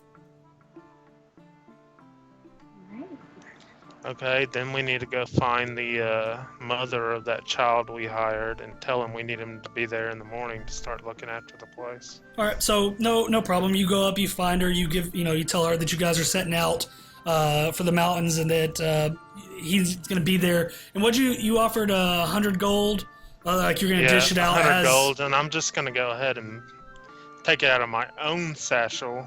Okay. And pay it up to her up front and tell her to give it to her son because we're not sure if we're going to be there or not. Okay, so I don't know if you had those two split up on your sheet about how much gold you have. If you didn't, just mark off 100 gold. And if you had them split up, however you want to do that, just make sure you're 100 gold down. And right. She takes the gold and she says that her son will be there first thing in the morning. It's all paid up front. She says that 100 gold will last for a month to 2 months of his services, depending on just how much work is actually being done. Yay for child labor. It's going to be 2 months, or we'll find someone else. Roll me a persuasion check, or or intimidation, depending on what you want. Persuasion or intimidation. I mean, while we're out on this journey, I'm gonna assume he doesn't have much to do. Just sits there. He might get some backlog for you guys. Ooh. That's going to be a 17. On what, persuasion or intimidation? Both. I've got +4 to both. A +4. Okay, that's fine. So you go ahead and say that to her, and she says, "Fine. 2 months will be more than enough. That will work." And so settled up there. He'll be there first thing in the morning, awaiting anything that might come to your guys' house. I love the thought that this little kid's just going to be sitting in an empty house in like the one chair that we have. Yeah, you guys have. Watching Well, for you have. people to You, I come think in. you have 3 chairs, but even still, yeah. Oh, he has a mop or broom. He Well, can we play have with people that. coming to work on the house. To work and on the stuff house, he can correct. oversee. And Yeah. Yeah, you Take a guys straw are like- gonna have quite a when bit it being comes in. done. Furniture's gonna show up while he's there too. True story. Keep an And eye the on my floor's basement. going to get please. redone and all kinds of fun stuff. Yeah, so he'll watch Plus, over the I told- house. I told King Bowden if he needs us, send word. So anything else? You guys making your way done or out for the night? Yeah, Yeah. Lee's gonna pocket like a steak. Okay, so you put a Sleight steak of in your hand. pocket. You don't have a No. pocket. Not even. Yeah, he's just gonna put it in the robes. All right, Like so in yeah, you the- kind in of the got a little fold bit of of a his belt. robe. Yeah, there you go. Just stick it in, no Yeah. problem. It starts the juices start soaking in and it starts getting a little nasty, but whatever. You're cool with it. Yeah. So as you all start, wrapping up this feast, it's been several hours. Everybody's been having a fun time. Before you all leave, you all come back together and talk with Sir Luxon once more, and he says, "Well, it's wonderful that you all are going to accompany me on this journey. Trust me, you will not be disappointed. We will all make our mark on history this day, and you will all be known for the group that has found the lost city of Adrilla. I'll have everything ready to go first thing in the morning. However, as I told Hagen here, you need to bring anything for yourselves that you might need along this trip. It could be several days, it could be upwards of a week or even more. So in the morning, find whatever you need, and then meet me outside of the gates of Roresh, and hopefully we will be able to make our marks on history. I will see you all in the morning."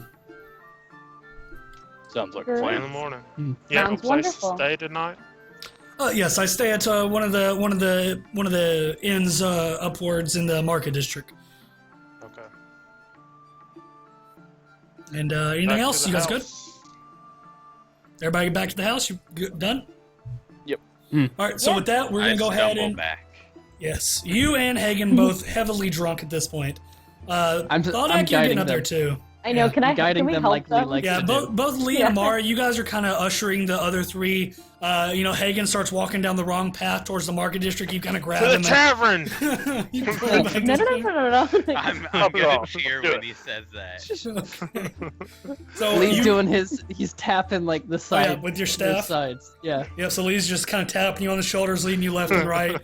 And you all stumbly make your way back to the house. And with that, we're going to go ahead and take a bathroom break. We'll be back here in somewhere between 5 to 8, 9 minutes or something like that. So we will be back then. Thanks for anybody that is watching. I know we had one person who looks like they're gone, but either way, if you're watching, we'll be right back maybe 5 to 10 minutes, and we'll pick up the story from there.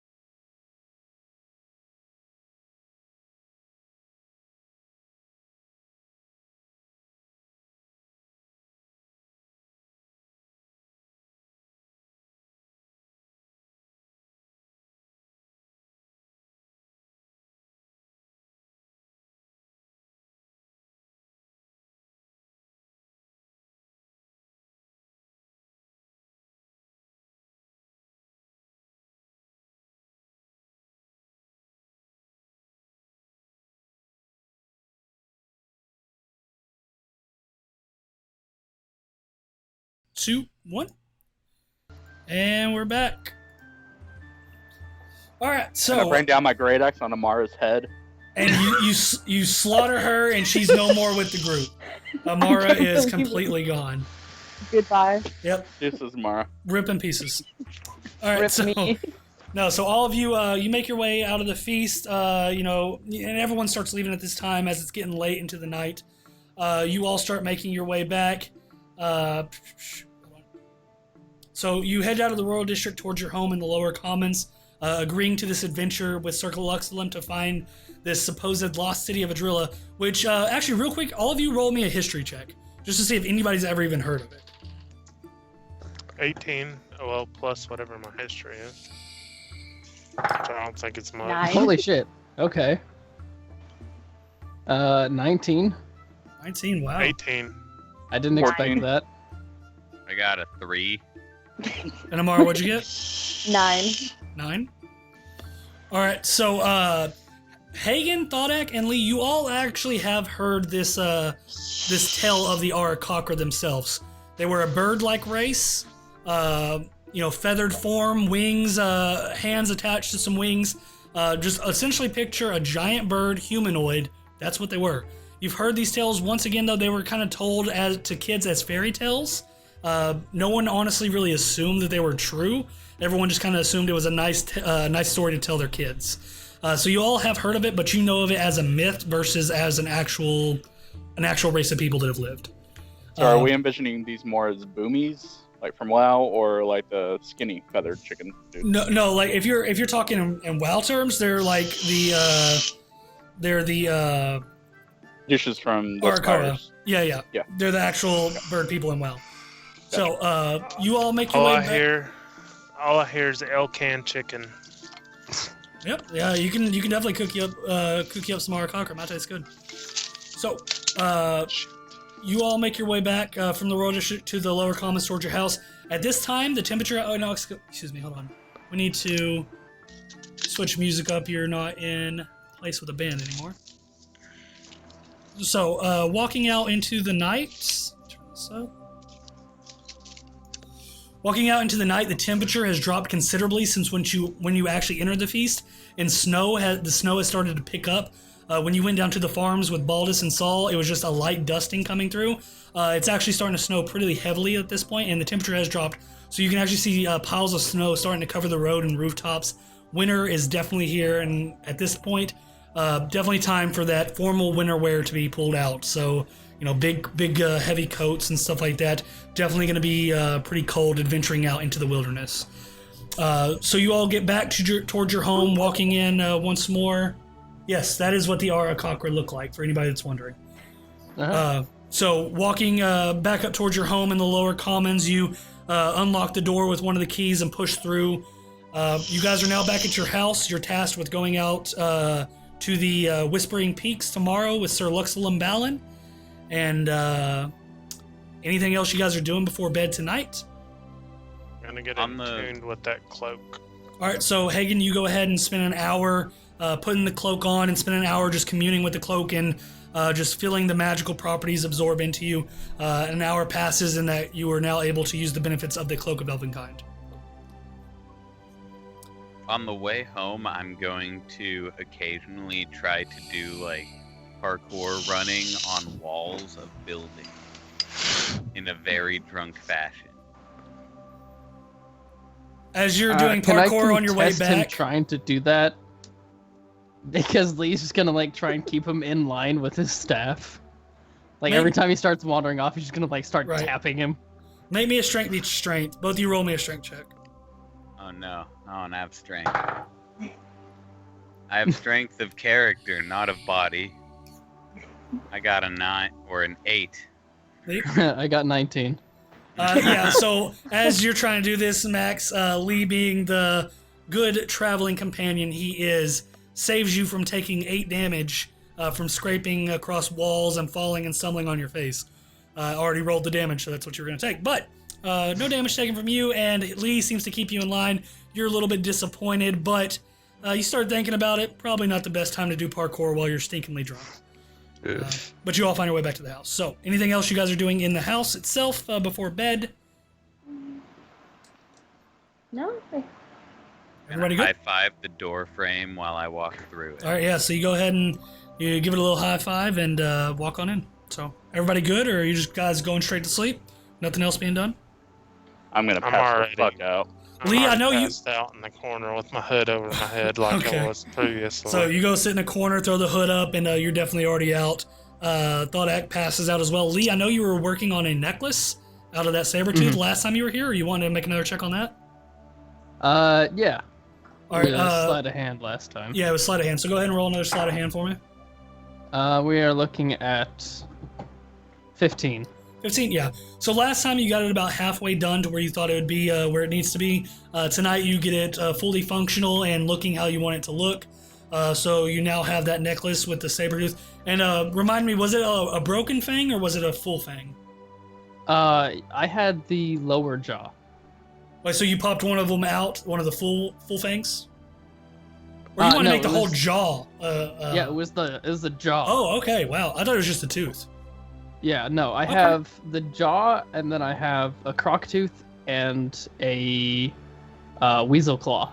Okay, I think I was thinking about the croc tooth.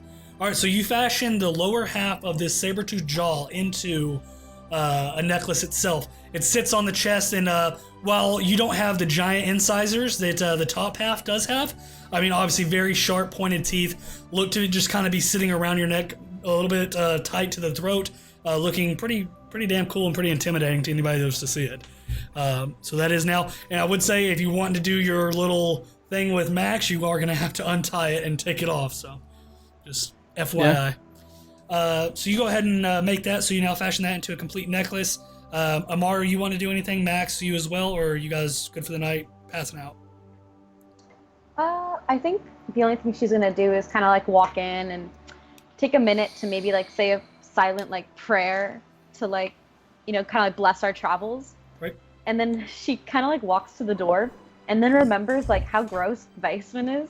Okay. And she kind of stops and then turns around and she just goes and like lays down on one of like the floor as well because she'd rather stay there for now. Okay, yeah. So you go ahead and unroll your bedroll and go ahead and lay down onto the floor, and you go ahead and go to sleep. Max, anything else, or are you going straight to bed, bud?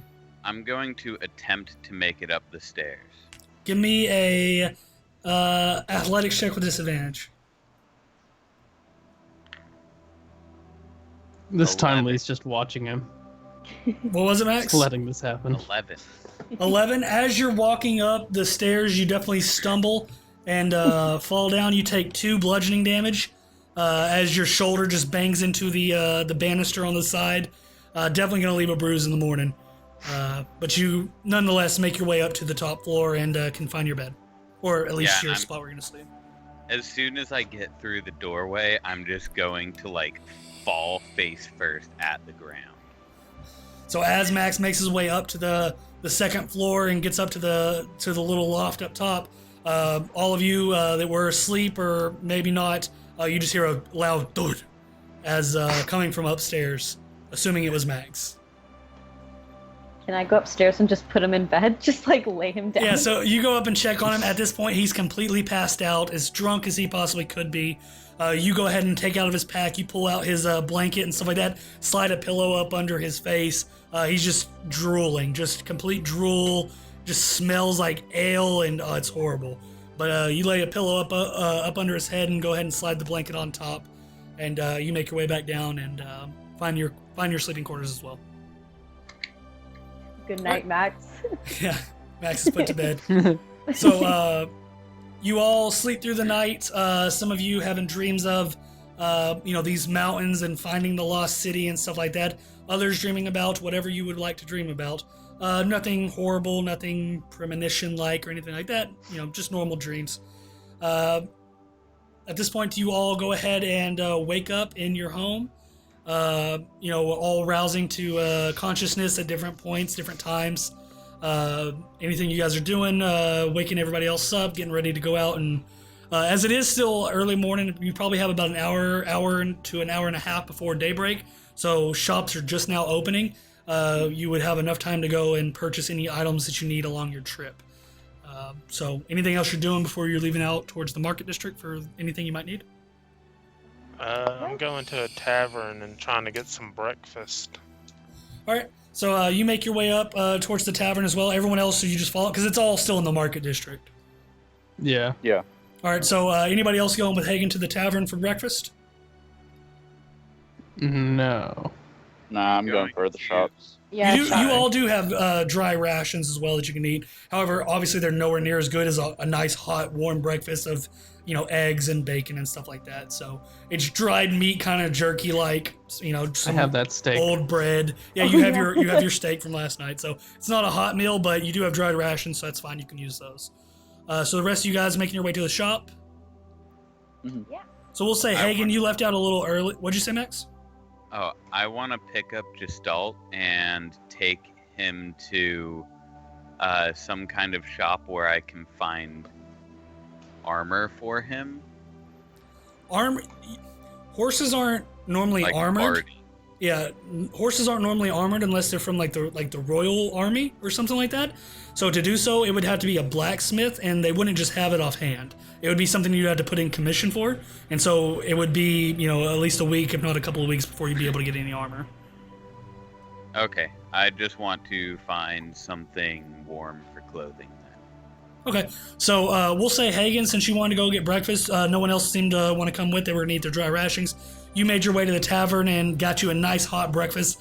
They had some nice rolls, some biscuits, some eggs, bacon, gravy, just very amazing breakfast, warm breakfast. That is 3 gold from you for that breakfast. So go ahead and mark that off, 3 gold. And you go ahead and make your way out of the tavern just about the same time everybody else is pushing into the market district. And you all are now available to go to any shops you might want to go to for anything you might need on this adventure. So right now, what are you guys looking for? And as you guys do come out of your house, you had the fire lit last night as it was. The temperature was dropping. The warmth of the house and the tavern that Hagen was in. As soon as you come out into the open air, it's just frigid cold. I mean, it's just a very brisk air that hits you. Snow is still falling. At this point, probably somewhere upwards of a foot of snow has fell over last night. So as you're walking through the streets, obviously pressing in through the snow, crunching on your footsteps. But you all nonetheless come out and make your way to the market district. None of you at this point have any kind of formal winter wear. I don't believe. You can check in your inventory. I don't think any of you do. So winter wear would probably be a good thing to get. Is there anything else you guys are looking for in particular? You're going up for an extended trip into the mountains.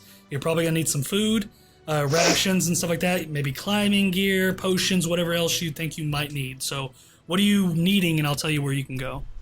I need 2 weeks of rations, 3 flasks of oil. Of oil? And some winter wear. Okay. All right. Bless you. Who next?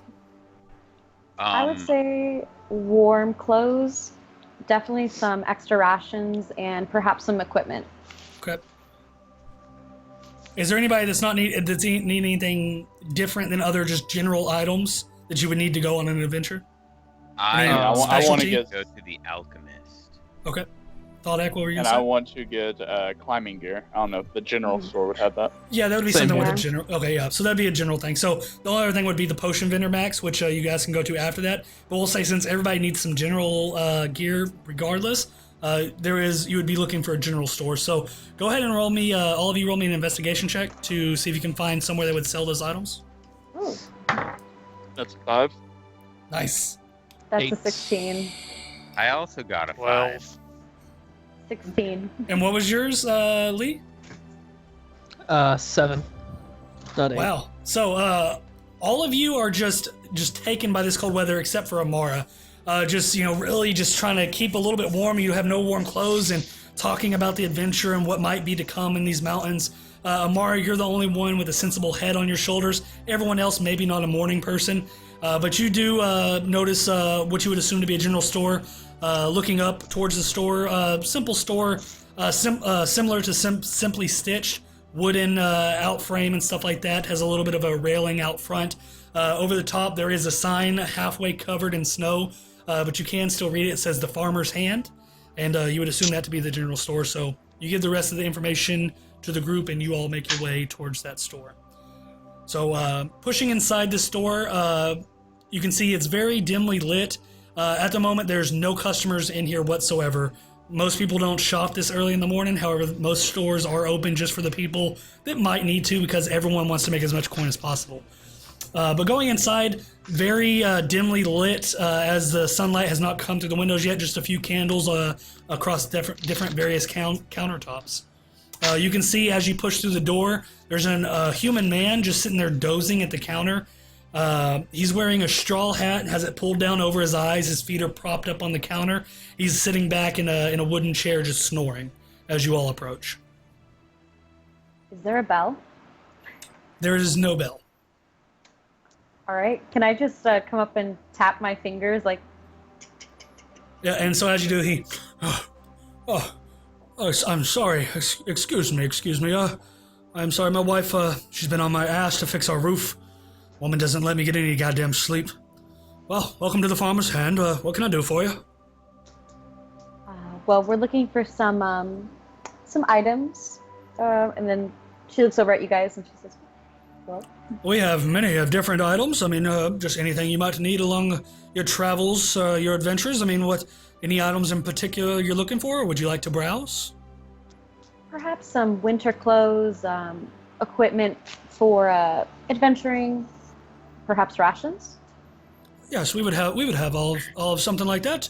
Here, let me see. And so he goes over to one of the shelves, and you can see there's definitely some nice hide and leather, warm-looking cloaks, or not cloaks, but jackets, and some nice pants or warm pants, stuff like that, interlined with animal fur and stuff like that. Really heavy furs and leathers. And he goes ahead and brings over one. He looks back.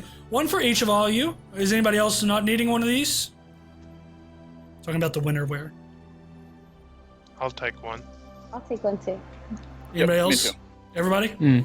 All right, one for each. Okay, so that's 1, 2, 3, 5 total. So he walks over and he grabs and he starts holding them up to each one of you, getting your sizes correct.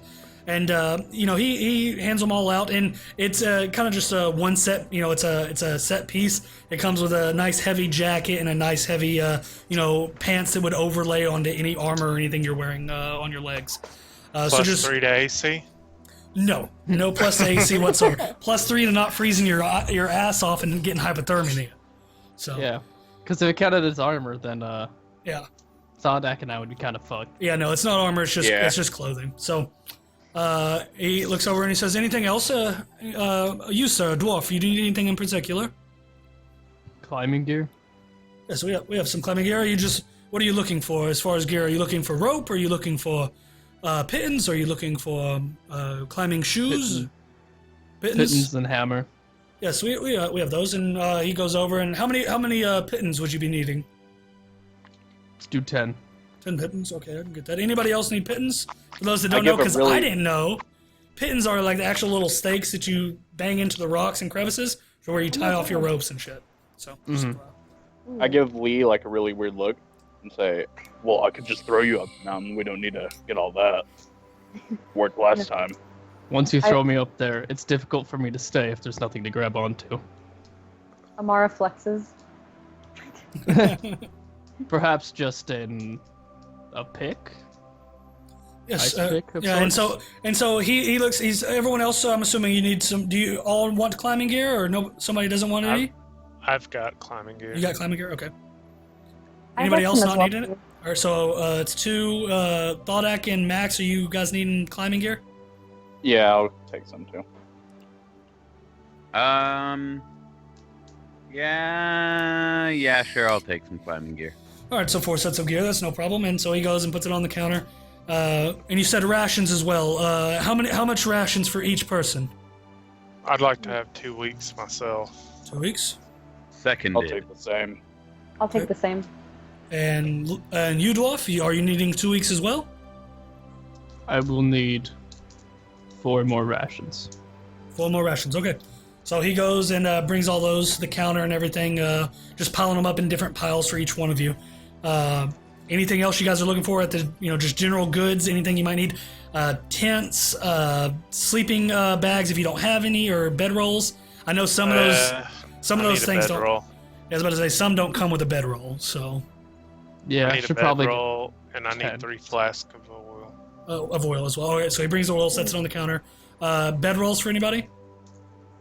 We can just say that we took ours from the house, right? Yeah, if you have one in your inventory, some of those dungeon pack gears and stuff like that don't come with bedrolls. So if you don't have one, you might want one. Okay, so Hagen, anybody else need a bedroll? Okay, Nope. so one bedroll for you, Hagen, wanna puts it get- on your pile. Tent though. Yeah. Tents same. can house 2, by the Yes. way. Yeah, tents can house 2 people, so you want to get one tent? So you want to we'll put that for need like to get, in the group fund? we'll like a need to separate get pile? 3 total for all Yeah. of us. And Sir Luxelin might have a tent too. You don't know. Just FYI. Yeah, but it's better to have one than All right, so Just three better to out have of tents. the 3 than cold. be missing one. So 3 tents with. Are you just setting that in a separate pile for the group fund? Sure. Okay, cool. So separate pile for the group fund. Anything else at the general store? 2-week journey up into the mountains through the forest. Anything else you might want or need? Just general goods. Are there any good luck Put charms? these- No good luck charms here at the store now. Okay. Very, very practical stuff. No kind of flair whatsoever. What'd you say, Max? You sell puppies? Unfortunately, we do not sell any puppies. I'm sorry. I have nothing else I need of you, sir. Okay. Parchment and pen. We do have parchment and pen. He goes and sets it over in your pile. 10-foot chain. Chain, very well. 10 foot, you said. Do you want hooks on the end of the chain, or do you just want a full chain? It's for hunting. How would you use a chain for Two. hunting? Attached to the hunting trap. To a trap. Yes. Okay, we have one with a hooked end that you can hook onto a trap and grabs you a chain. Does he have any handcuffs? No handcuffs here. No. This got really kinky. Definitely did. 10-foot of chain. We Who's don't need rooming with him? handcuffs. We have rope. Yeah, you guys have rope. And I think you all have Alright. 50 foot of rope, probably. I don't know. If you want any more rope, up to you. And also I can break their legs and we will just carry them if we need be. Manacles are harder to break out of than rope. They don't have any. What is it called? Do They can't run if I break their legs. What'd you say, Amara? Oh, I was gonna say, are the stakey things that we got? Are they Yep. the same thing as like in the movies where they like climb up, but they have like those almost like knives where you can go? No, the pickaxes. Yeah, Like a pickaxes. climbing pickaxe. Yeah, they have those. Yeah. If you want one. Yeah, Yes, I'll take 2 of please. those as Well, well. actually, Okay. we'll just say that included into the climbing gear, and we'll just say it was all Alright. one kind of package. So, Oh, Hmm. cool. Okay. all right. So, anything else? Are you guys good? I think good. Okay. So, for anyone, and just be listening to and remember what you got. So for the winter clothing, for the set, that's 15 gold. So for the winter clothing, if you got winter clothing, that's 15 gold from that. Climbing gear is 30 gold. 30 gold and that includes 10 pittons, an extra 50 foot of rope, a hand climbing axe, and a hammer to nail in the pittons. I'll let you guys write that down.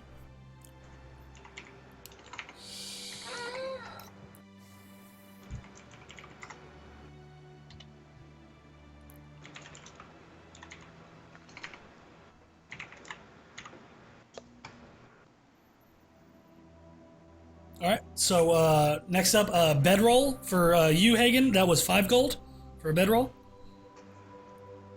The tents are 20 gold each, so that would be 60 gold from the group fund, Max, for the tents. Got that? 20 gold each? Yeah. So 60 gold total for the 3 tents, and they house 2 people each. Let's see what else. The oil, three casks of oil. Those are 10 gold each to you, Hagen, so that's 30 gold total for the oil. Jesus Christ. It holds, it's about, you would assume about a gallon worth of oil. Do you want less oil or anything? Nah, that's alright. You never know what I might need to burn. Yeah, so I mean, you essentially have 3 gallons of oil. That's quite a bit of oil, so that's 30 gold worth. Let's see, was there anything else that I'm missing here? Anybody else have anything? Rations? Rations? Rations, yes. So 2 weeks of rations each for, let's see, Thodak, Hagen, Max, and Amara. 2 weeks of rations. Say that's, so 14. That's 28 gold for the 2 weeks worth of rations. Lee, you. I'm also just gonna get the 2 weeks. Oh, Makes it easier. okay. 28 gold for you as well. So that gives you 2 more weeks of rations. And a ration is essentially what you would need for a day. So. Also the 10-foot chain for me. Yes, 10-foot chain. That would be, we'll call that 10 gold. All right. Gold per foot. Damn, I'm gonna have to pick some pockets. I know, it's so expensive. When you guys still do have the group fund too, so I mean, if you're getting low and you want to dip into that, I mean, it's your guys' money, so I mean, ration it how you want. I mean, I'm still at like 110 gold. I don't know. Yeah, and well, I mean, you're about to go into the mountains. You're not going to be buying a lot of shit along the way, I would assume. So you're probably good for at least this journey. And you're looking to make 200 gold when you get out to Luxulum and 1,000 when you get back. So. Plus all the loot. Plus Yeah. all the loots. So you're probably good If for there this is any. trip, And yeah. that's what I said. Well, and this was the reason when you guys were going crazy with house shopping. I was like, well, you guys might want to reserve a little bit of your gold because maybe you need it in the future or something. So, FYI. Don't blow your load in one spot. Sprinkle Like the that. world This with is your just a seed. DIY network, sir. All right, so you all get all of your items. Everyone's paid up. Other than that, you guys are good to go. I know Max was wanting to go to the potion vendor. Anybody else wanting to company? I'll go with Yeah. Okay. So you all make your way out of the farmer's hand and make your way up to the potion vendor. You guys have bought potions from this guy before, if I'm not mistaken. He just has a little cart set up outside of the tavern in the market district, the Laughing Gas, which you all have made your way into many a times. Half-elven man, long black hair, seems to be shaved on the sides, but just long on the front and the back. Kind of got a full head mullet going, just with the sides shaved. You come up to him and he says, "Oh yes, it is very early. We do not get many travelers, but I'm here for all your potions needs. What will you be needing?" Looking towards all of you. Do you sell bottled air? Bottled air. Hold on. I can sell you some bottled air. Might not smell the I have best. 4 empty flasks. I assume you're talking about an air enchantment of sorts. The potion bottled air. Bottled air, that, yes. That you can essentially stick in your mouth to breathe underwater and whatnot. Yes, we do have, let me see. He starts rifling through. You can hear like the glass clanking on the different potions. We only have one left, I am sorry. Would not have one for everybody. That is perfectly fine. I will give you 100 gold for it. By all means, it is quite yours. And he pushes it forwards and takes your 100 gold. I would like to authenticate this bottle of air. Okay, so you go ahead and roll me an Arcana check.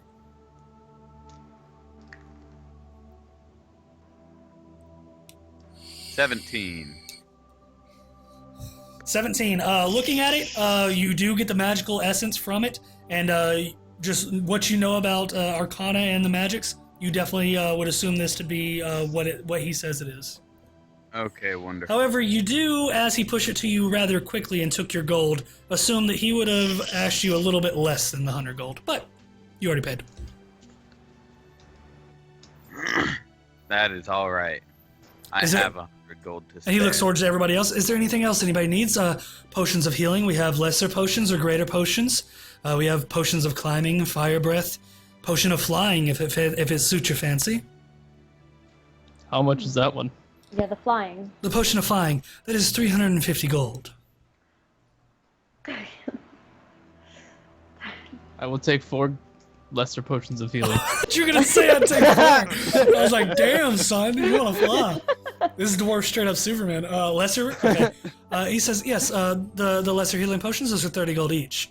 So 30 gold each for the 4 of them. Would that suit you? I will have to not get one, unless you're willing to take 10 off. 10 off, one so of them. 20 gold each, or 20 gold off the 4th? Off the 4th. I only Okay, have so- 110. This is coming out to be 120. That is fine. We will say you take the 3 for the 30 gold each, and the last one for the 20 as a deal on the house. So you're spent, huh, Lee? I'm out. All right, so Lee, no more shopping for you, buddy. Anybody else need potions? Any healing potions or anything? We have 8 health potions, though. Does it have Jesus. flasks of poison? Yes, we do sell vials of poison if you need some of those. How much are they? The vials of poison, they are 10 gold each. They are good for 3 uses, so you'd be able to coat your weapons in them 3 times before the poison is expended. I have a half a vial of poison that can be used 2 times if you want that. I will take that, and I'll also take 10 gold each. I'll take 6. All right, 60 gold. Here you go. And he passes you over 60 gold off your sheet. How much are the greater healing potions? As far as price or how much they do? How much price? Price? He says the potions of greater healing, those are 110 gold each. Ah, yes. If the price I'll does go not ahead and- suit you, you could maybe trade something, or I don't know. We could see what we could do about the price. True. I think for now I'll take 2 of your lesser healing. Okay, those are 30 gold each. Mm-hmm. And can she like look over and say, "Well, I'm running a little low. Would you mind maybe just a little bit off of that?" Make me a persuasion check. Bat your eyes. Bat your eyes Oh like yeah, hell. she bats her eyes. Okay, so that'll be a modified 16. 16? It is okay, don't worry. We'll say, could you do 20 gold each on the potions? Yes.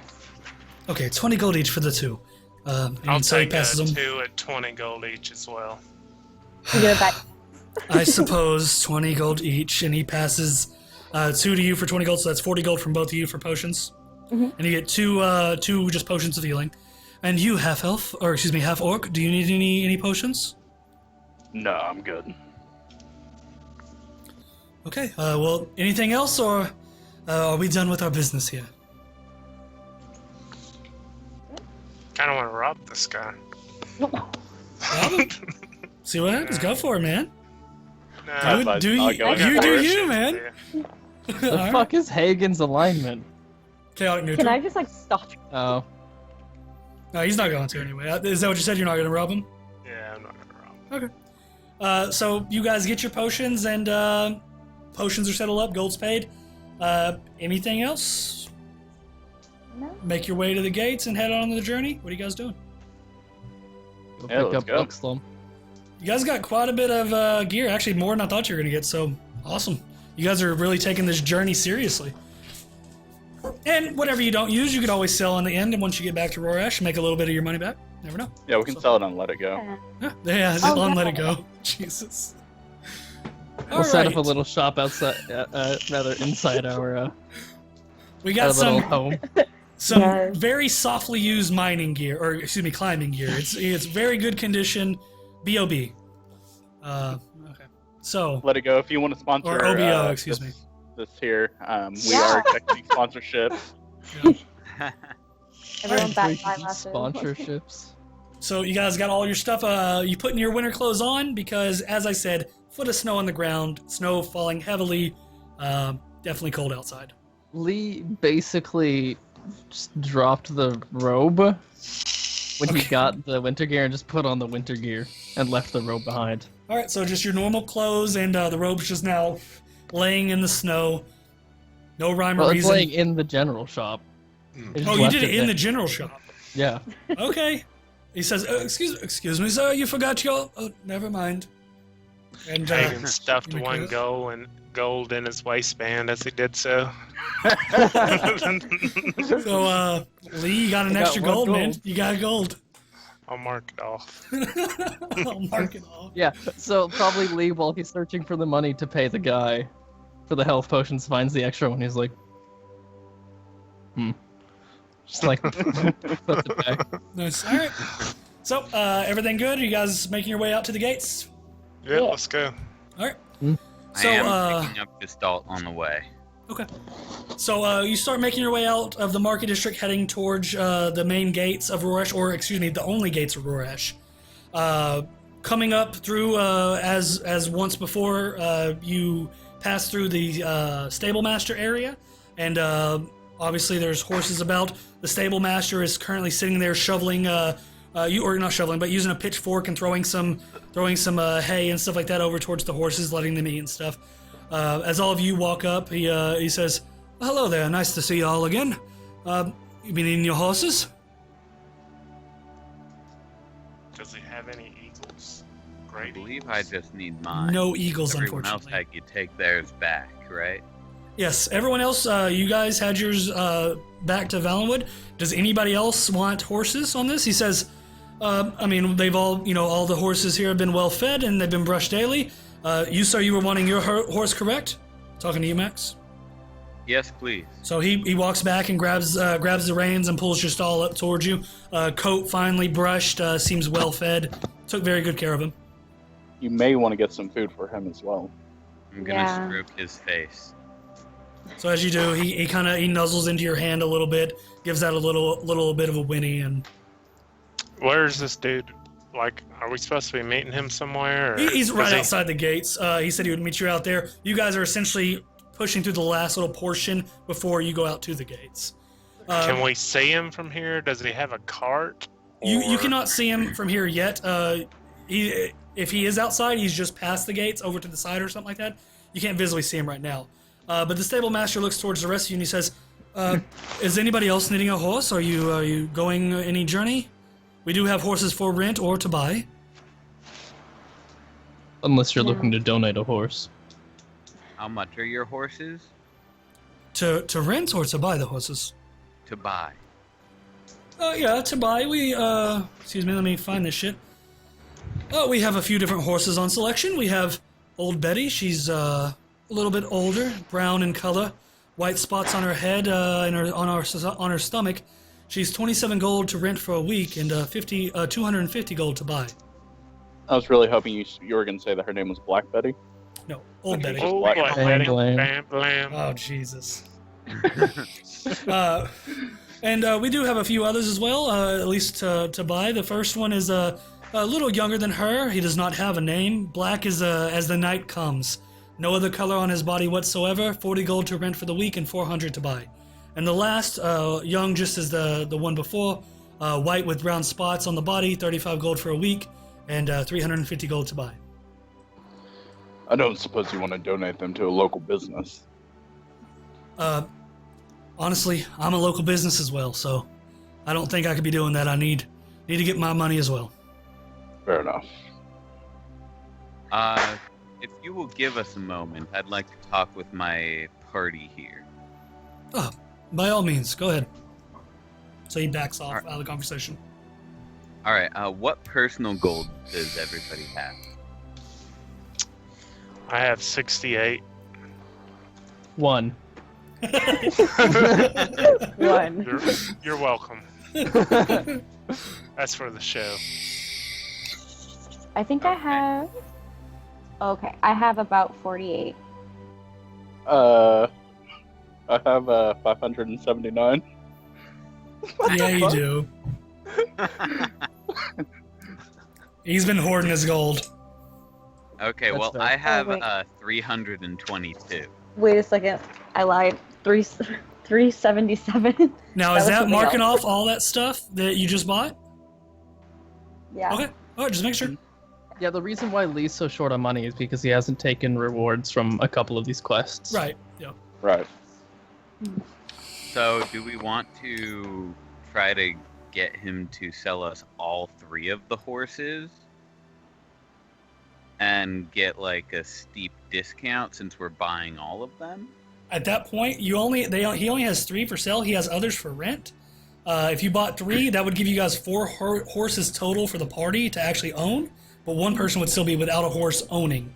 You would still be able to rent one, but you wouldn't be able to own anymore. He doesn't Which have any one others of for us sale. is shortest or smallest? Dwarf. Lee, you can ride on Gestalt with me, Sure. That doesn't bother Lee at all. That could or work. I can get a wagon to pull you behind. Wagon's going to be probably 250, 300 gold. Just I FYI. will ride on the horse. To All right. rent or to buy? So to buy the wagon, 250, 300 gold. What about to rent? like a pull behind wagon, like a stagecoach wagon. No, not a stagecoach wagon, just kind of like, like little red wagon, but with the dwarf. Attached to the tail. A little red wagon. It's not red, but it is a small wooden wagon. Would probably be about 50 gold to buy. If you're just using it to pile supplies and stuff on, and rope down to carry supplies, probably about 50 gold. Okay, how much should we offer them for all 3 horses? So just FYI, Old Betty was 250. The dark, just pure black one was 400 to buy, and then the second one, which was a white with brown spots, was 350 to buy. So total, that's 750. That's 1,000 total, if you go by his prices. I think we should probably just hold off on the horses. Yeah, I'm fine with walking for now. If you guys, I was gonna say you can run as well. And I doubt that Homeboy will have a horse either. Okay. Jason looks like he does have a horse. I have everything planned, sir. I know where everything's going. So, Max, are you still wanting to take Gestal then if nobody else is getting a horse? I am going to take Gestal, and he said that the second horse was how much? 400 for the pure black one, 350 for the white one with brown spots. I'm going to approach him again and say, I would like to buy the pure black horse. I will spend 250 on it, and I will guarantee that anytime we happen to need more horses in the future, which we definitely will since there's so many of us, we will come to you first once we have the funds to allocate towards that. Roll me a persuasion check. That's what I'm waiting for. There has to be a hefty persuasion check, just saying by the tone in his voice. Yeah. Aw, it was a 7. 7. He looks towards you and he I'd says, like to help him. I know. What do Guys, you- can I bat my eyelash? What are you saying to assist or doing to assist?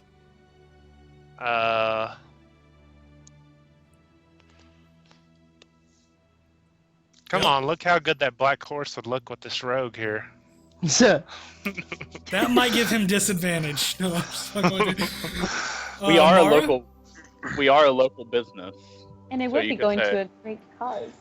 We will definitely send any customers that comes our way needing a horse towards you. All right, Max, go ahead and roll me another d20 persuasion check as essentially advantage on the roll. All right. God damn. You suck, bro. It was 8. 8? I have you know. I just rolled a natty 20 for that too. Yeah. So with you, all of you protesting, I mean, you had a natty 20 on your persuasion. He does like that cloak. But just as low as Max is trying to persuade him, he just looks at him and he says, well, I can't do 250. 250 is... I steal is the just- horse. Are you trying to steal the horse? No. Okay. I got a nat Hey. 20 as well. I know, gee, are you kidding me? So yeah, both of I'm you... not even joking. Okay. I literally screamed. He looks towards you, Max, and he says, You haven't made the best argument, but your friends here have made good arguments as well. 250 is still too low. I can give you the horse for 300, not a penny less, and you must send people towards my business if they are seeking horses. All right, Hagen, how about you give me 50 gold, I'll pay the 250, and you give me 50 back at some point later down the line, and we'll call it even. Sounds good. It can be an IOU for the whole thing if you want to. All right, sounds great. And you guys do All have right. group funds, too. Don't 50 forget about gold that. now. You can dip in group funds. Yeah, I don't What- want to mess with the group Hold on. funds. Sheet. Just letting you know. What is that? Put 50 gold on his sheet. Yeah, put 50 gold on your sheet. Good to go. I marked All it right. off. So you go ahead and make the transaction. You have now purchased the younger black horse, stallion, pitch black, very fine looking horse, very Comes muscular. with the saddle, right? Of course, yes, all come with saddles and stirrups and everything else you would need to ride. So, And a week's rations. no, not. Oh, no. come on. It's got to come with a week's rations. He says I I mean, can. yeah, it's I gotta can come do, with something. 'cause, I can do. like, I can do there's, 2 like, days rations. I've already given you 100 gold off the price of the horse. I can't do much more. 2 days rations for the horse. How much 3 is it days. for? Hagen, I got this. How much is it for 2 weeks of horse rations? 1 week for each horse. 2 weeks of horse rations? Yes. He says, well, we sell feed sacks for the horses. 1 sack will probably last you somewhere between 3 to 4 days on average. They are 15 gold each. So how many would you be needing? I will throw in 2 with the purchase of the horse. So you have 2 now. That would probably last you somewhere around 8 to 9 days. I will buy 4 more. 4 more. Okay, that is 15 gold each. All right, so you buy 4 more then? Yep, I now have 12 gold. All right, so 60 Our gold group off. does love shopping. I You know. guys do. I've got Can we name 18 the horse? gold. Well, I've done my job pulling gold out of your guys' hands. So there you go. All right, so you got enough for 2 weeks of rations for both horses, with a little bit extra on the side, just depending on how long it might take.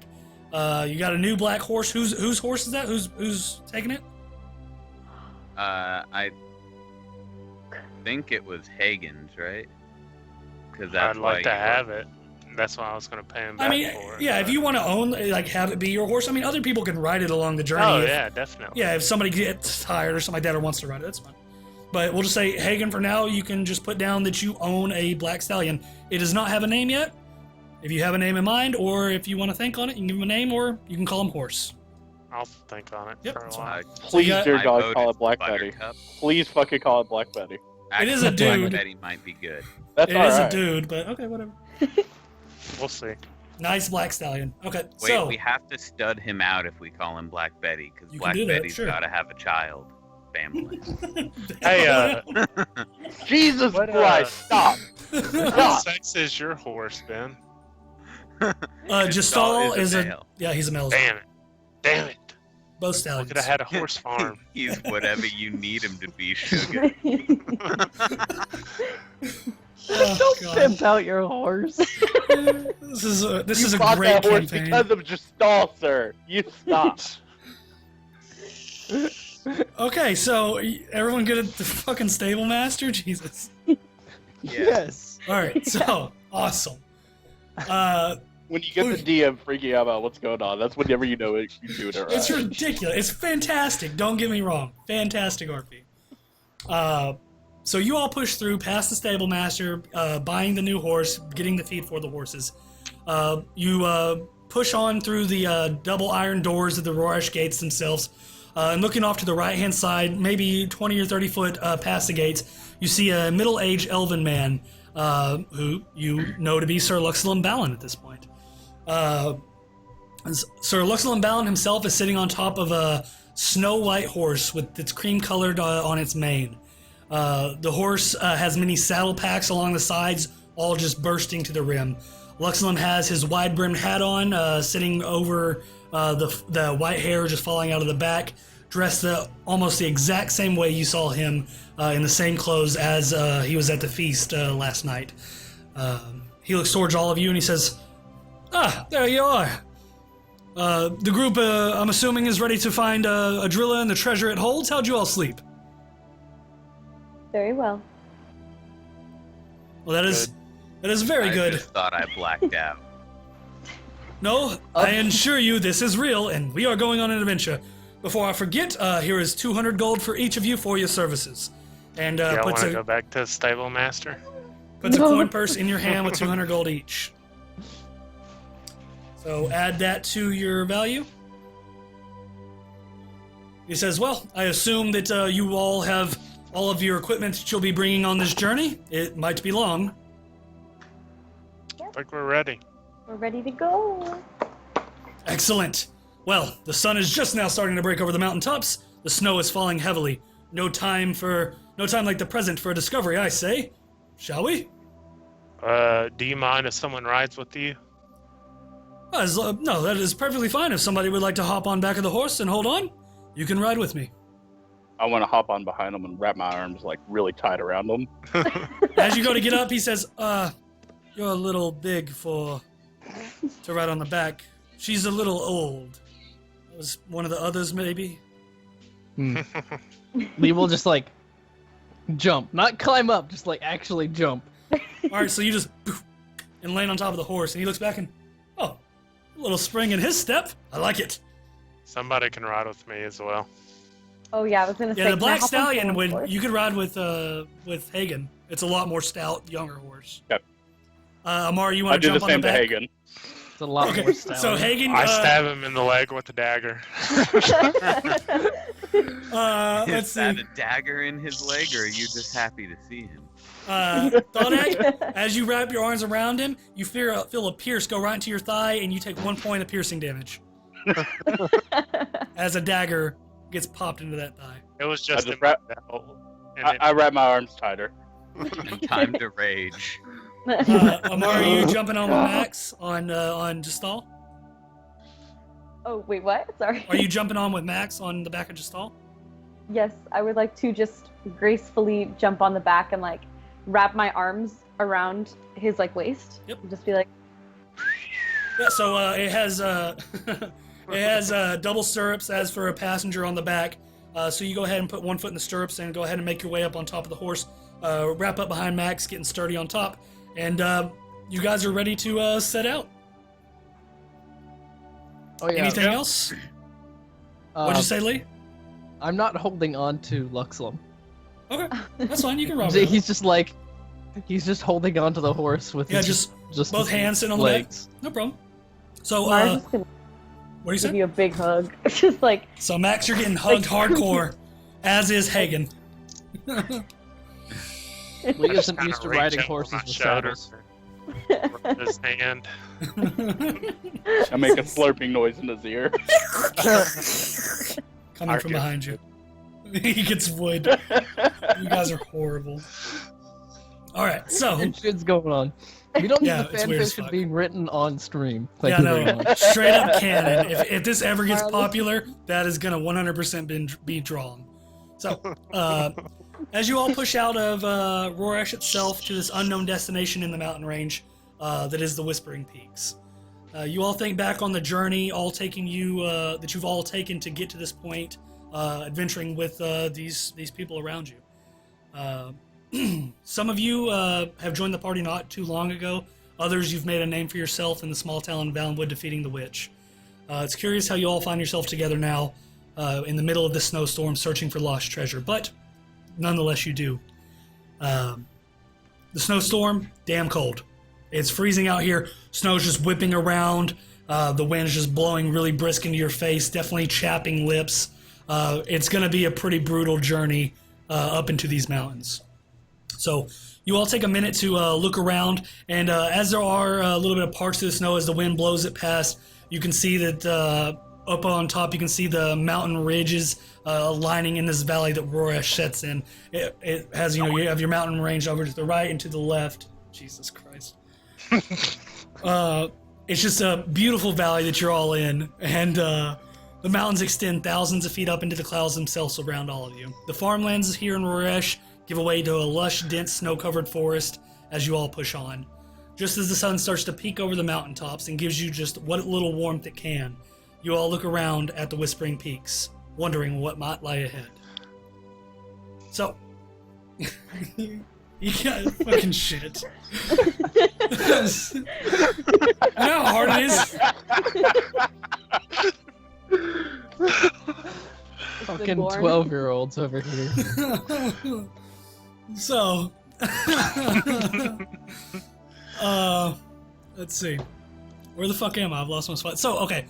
You guys are heading into the snow-covered forest right outside of Rorash itself. Looking back, you can see Rorash start to grow in distance. You're making your way towards the northeast portion of the mountains. Sir Luxilum is heading the front. You guys saying anything, asking any questions, Luxilum, or are you just riding on for the time being?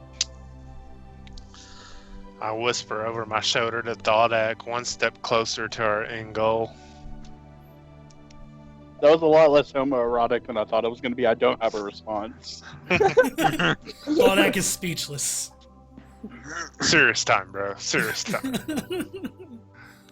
Alright, so you all continue to ride on, looking at this beautiful naturescape for the better part of 2 hours. Still very dense snow falling. As the wind has settled down just a little bit, but still very heavy snow falling. Probably got another 6 or so inches since the morning has continued on. You see a few rabbits dart in and out of snow-covered bushes, and actually hear an elk let out a loud bugle somewhere higher up into the mountains. The snow is falling densely, and it's falling densely, but you can still, it's not dense enough to where it's like a blizzard to where it's knocking out your senses around you. You can still see your surroundings for probably upwards of maybe 100 foot before the white dense snow starts to take your sight. So Luxalim is leading the journey along a loosely laid path to the northeast portion of these mountains.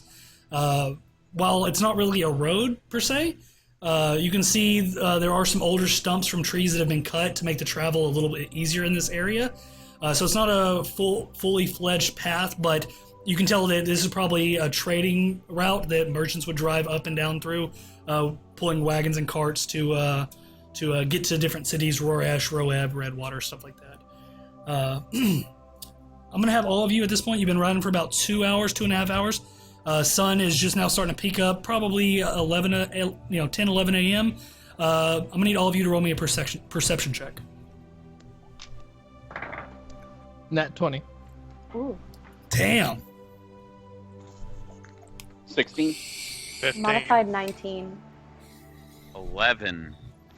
Max, you're still a little hungover from last night's adventure, so you're a little bit hungover, and the wind's blowing really, really loud around here, and it's hard to focus. Headache definitely throbbing, but the rest of you all seem to hear a voice calling out in the distance. Just a voice calling out. Can't really discern what it's actually saying, but you all kind of, at least you four, except for Max, you all get the general direction from where it's coming from. It's just west off your side. I hold my hand up, like in the stop motion. As you y'all do, hear that? Yeah, as you do, Sir Luxlin pulls back on the reins of his horse, and the horse gives out a little bit of a whinny. Jesus Christ, your vape is loud as shit. It really is. You could just either mute or throw it up when you vape. So as he pulls the horse's reins and he gives out a little bit of whinny, everyone kind of stops, and you ask if everyone else heard. And Max, you're just kind of like, huh? What the fuck's going on? You're not really paying attention, but they let you know they heard some kind of voice. So what are you guys doing? You heard it coming. The general direction was off to the west of you, which is just a little bit like to the looking straight in front of you. It's off to your left-hand side at a bit of an angle off in front of you. What is the Can terrain like going over that way? It's just small rolling hills, definitely dense forest and trees around. Nothing too bad. A few rocks here and there. Can I determine what kind of shouting it was? Was it distress or was it just? What'd you roll on your shouting? perception check? Nat 20. Nat 20. It didn't sound necessarily like somebody was being harmed, but it definitely sounded like somebody that was in distress. Not necessarily bleeding out or something like that, but they were definitely in some kind of trouble. You don't know what. All right.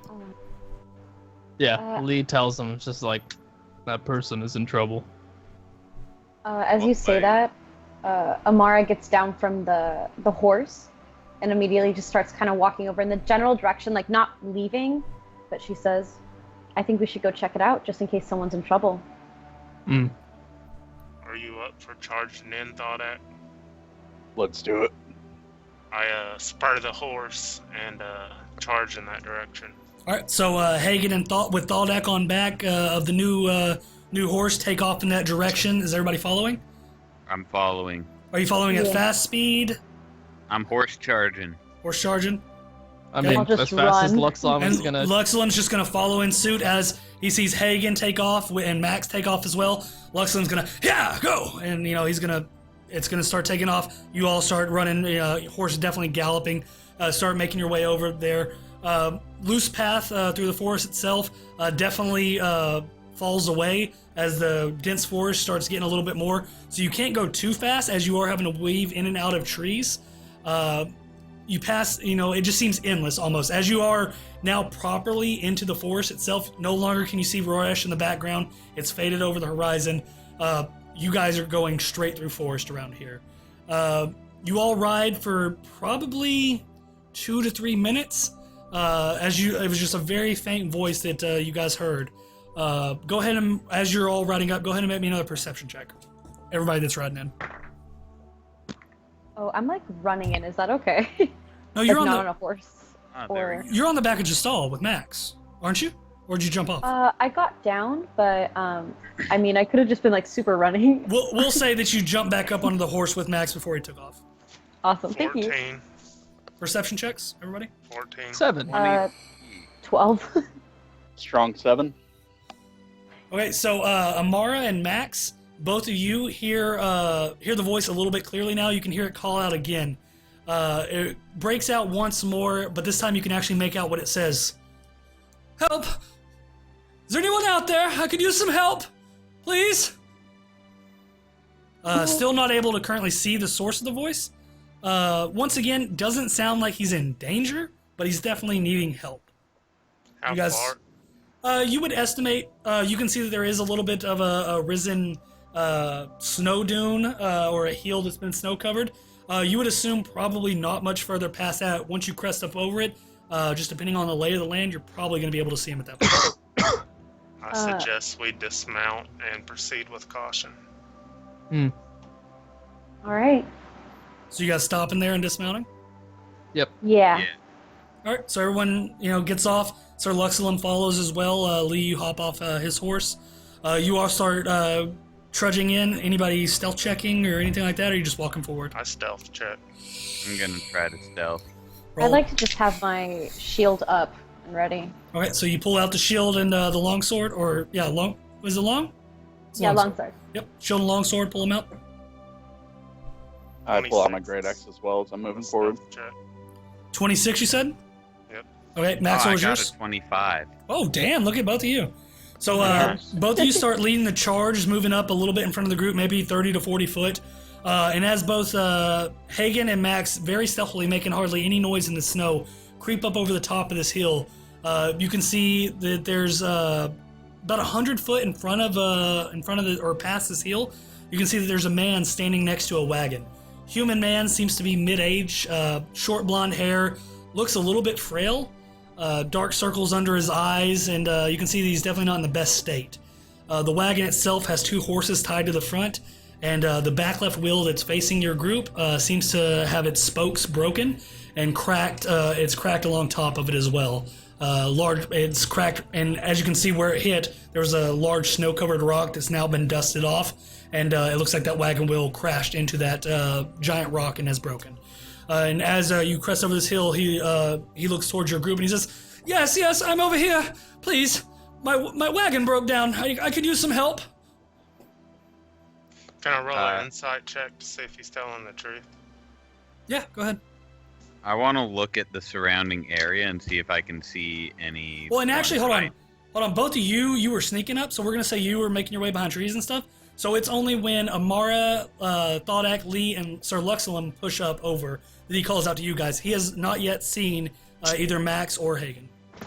I only rolled a 5, so I guess I think he's telling the truth. Yeah, you can see the wheel is broken, and he's asking for some help.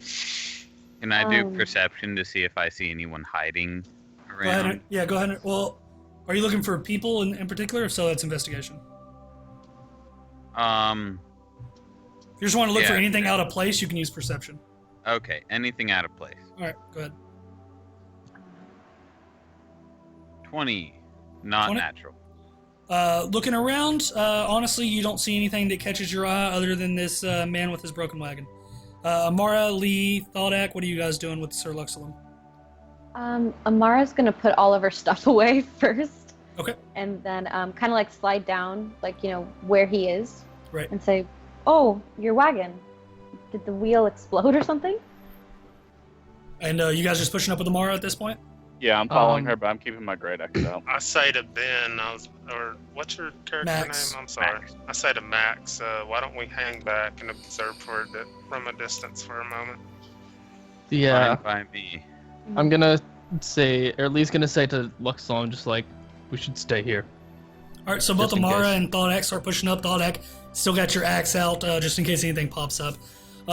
He looks toward you, Amara, and he says, "Yes, it has broken down. My thanks to the gods that you've come across me. I was delivering goods to Roresh from Roeb. I got lost last night when the snow came in the snowstorm. I must have gotten off the path. I did not know where I was. I just kept pushing through, trying to find my way back to the path. I heard a snap from the wagon and all the weight shifted. I knew instantly what had happened. However, I forgot to get any spare wheels back in Roeb, and I have been stranded out here all night. Can you please help me?" Oh, she's gonna look at she's gonna look at him and then kind of look over at the wagon, and she says, "Well, what would you need help with? Would you need help preparing the wheel?" Yes, I mean, if you can, if there's any possible way that you know how to fix a wheel or can fix it, that would greatly help me, as I am on a little bit of a time frame to deliver these goods. I mean, if you're not able to fix the wheel, I mean, I guess the best thing would do is if you could just show me back to the path towards Roresh, so I can at least take my horses up there and get a new wheel and come back and fix it later on. If you could fix it, though, yes, that would be excellent. You would save me so much trouble. What are you delivering by any chance? I'm just out of curiosity. Yes, I'm just delivering general goods. I'm delivering some ore and stuff to the blacksmiths. I'm delivering some leather and pelts to the leather workers. Honestly, just general goods to keep the commodities rolling and to keep the specialists in need of whatever they might need for their professions. Okay. Can I just kind of like move past and maybe like lift up the wagon part that's not like that doesn't have the wheel on it anymore, just to like take a look. What are you trying to lift up? The wagon. So like it's like a stagecoach. Like being drawn by two horses. It's probably 500, 600, 700 pounds. You can't pick it up. I was imagining though, Amara just like casually walking over, just like picking up this 600-pound stagecoach, like lifting it and like looking at it. Yeah. So what do you want to do now that you have that information? Yeah. Anything else? Well, let's see. I don't know. Do you guys want to stick around and fix his tire? Or should we just... Thaldak, you're the only one in range if you're saying it in character, Amara. Both Max and Hagen, you guys are back hiding in the bushes, and Lee, you have not pushed forward with Luxembourg yet. So you can talk out of character, that's fine, but just letting you know, in character, your only option is to talk to Thaldak. Oh, gotcha. She's going to kind of look over and then look over to Thaldak and say, should we help him? You know, it really is cold out here. Yes, we probably should. We are the hope of thar'dia, after all. She smiles and she's like, okay, we'll do our best. So can I look at the wheel and see if there's anything that I can do to fix it? Before we do that, Hagen and Max, you see Amara and Thaldak up near this guy talking with him. You're a little bit too far away to make out what they're saying, as they are not shouting anymore. They're just talking in normal voices. But you see Amara turn around to Thaldak and start talking with him. He starts shaking his head and nodding. So you would assume there's not too much danger as of this point, but up to you. It appears his wheel is broken. Why don't we push forward and see what's going on? What if we stay hidden from him and create a perimeter around the area so that we know we're safe here?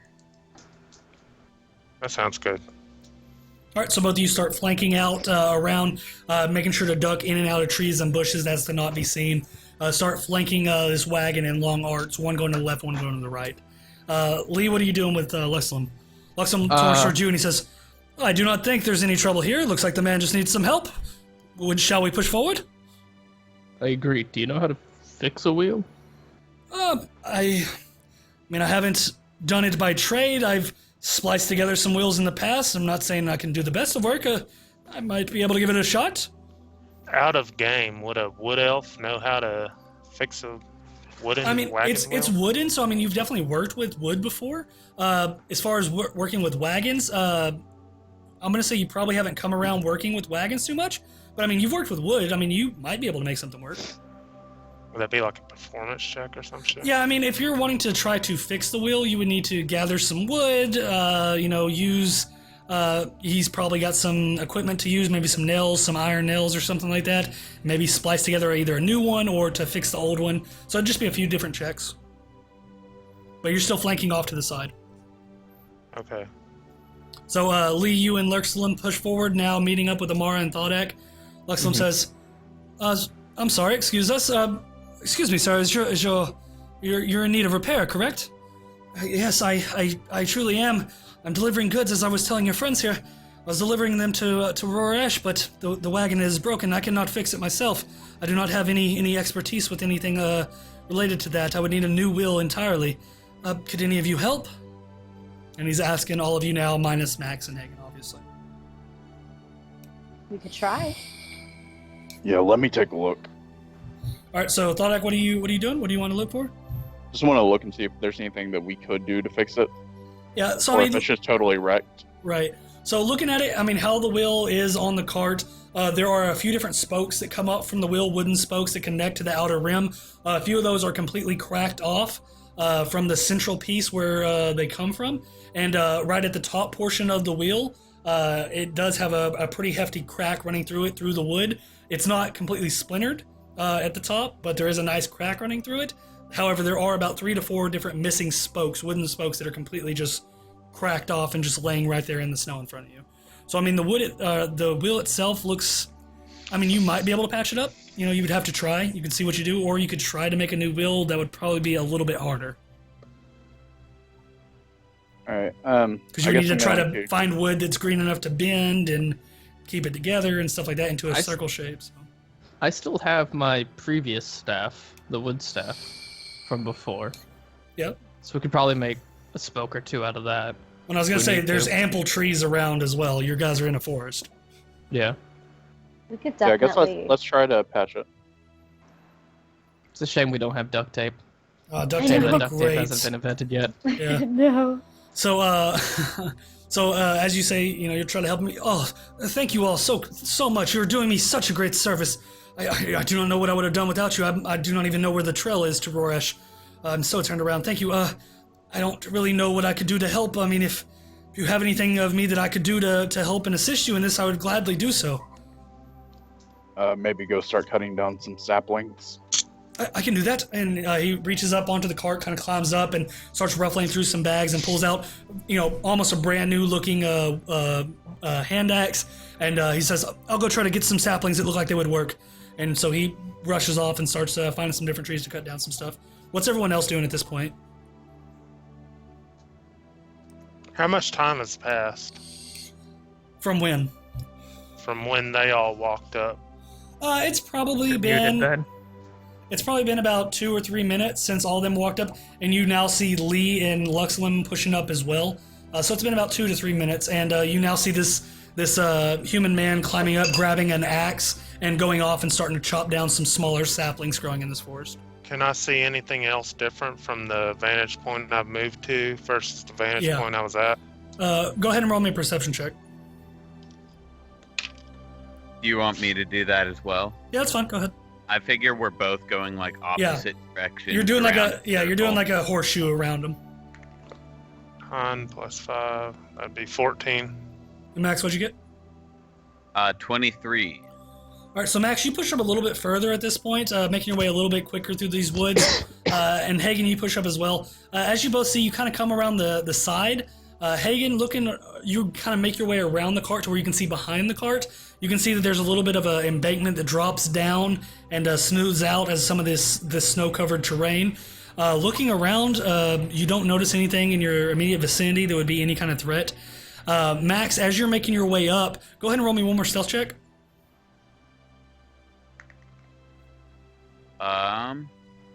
14. 14. So as you push your way forward, you see about the same as Hagen. You get past the cart, see that it kind of drops off, probably a 3 to 4 foot drop, and kind of levels out behind the cart. However, you don't see anything that would alert you.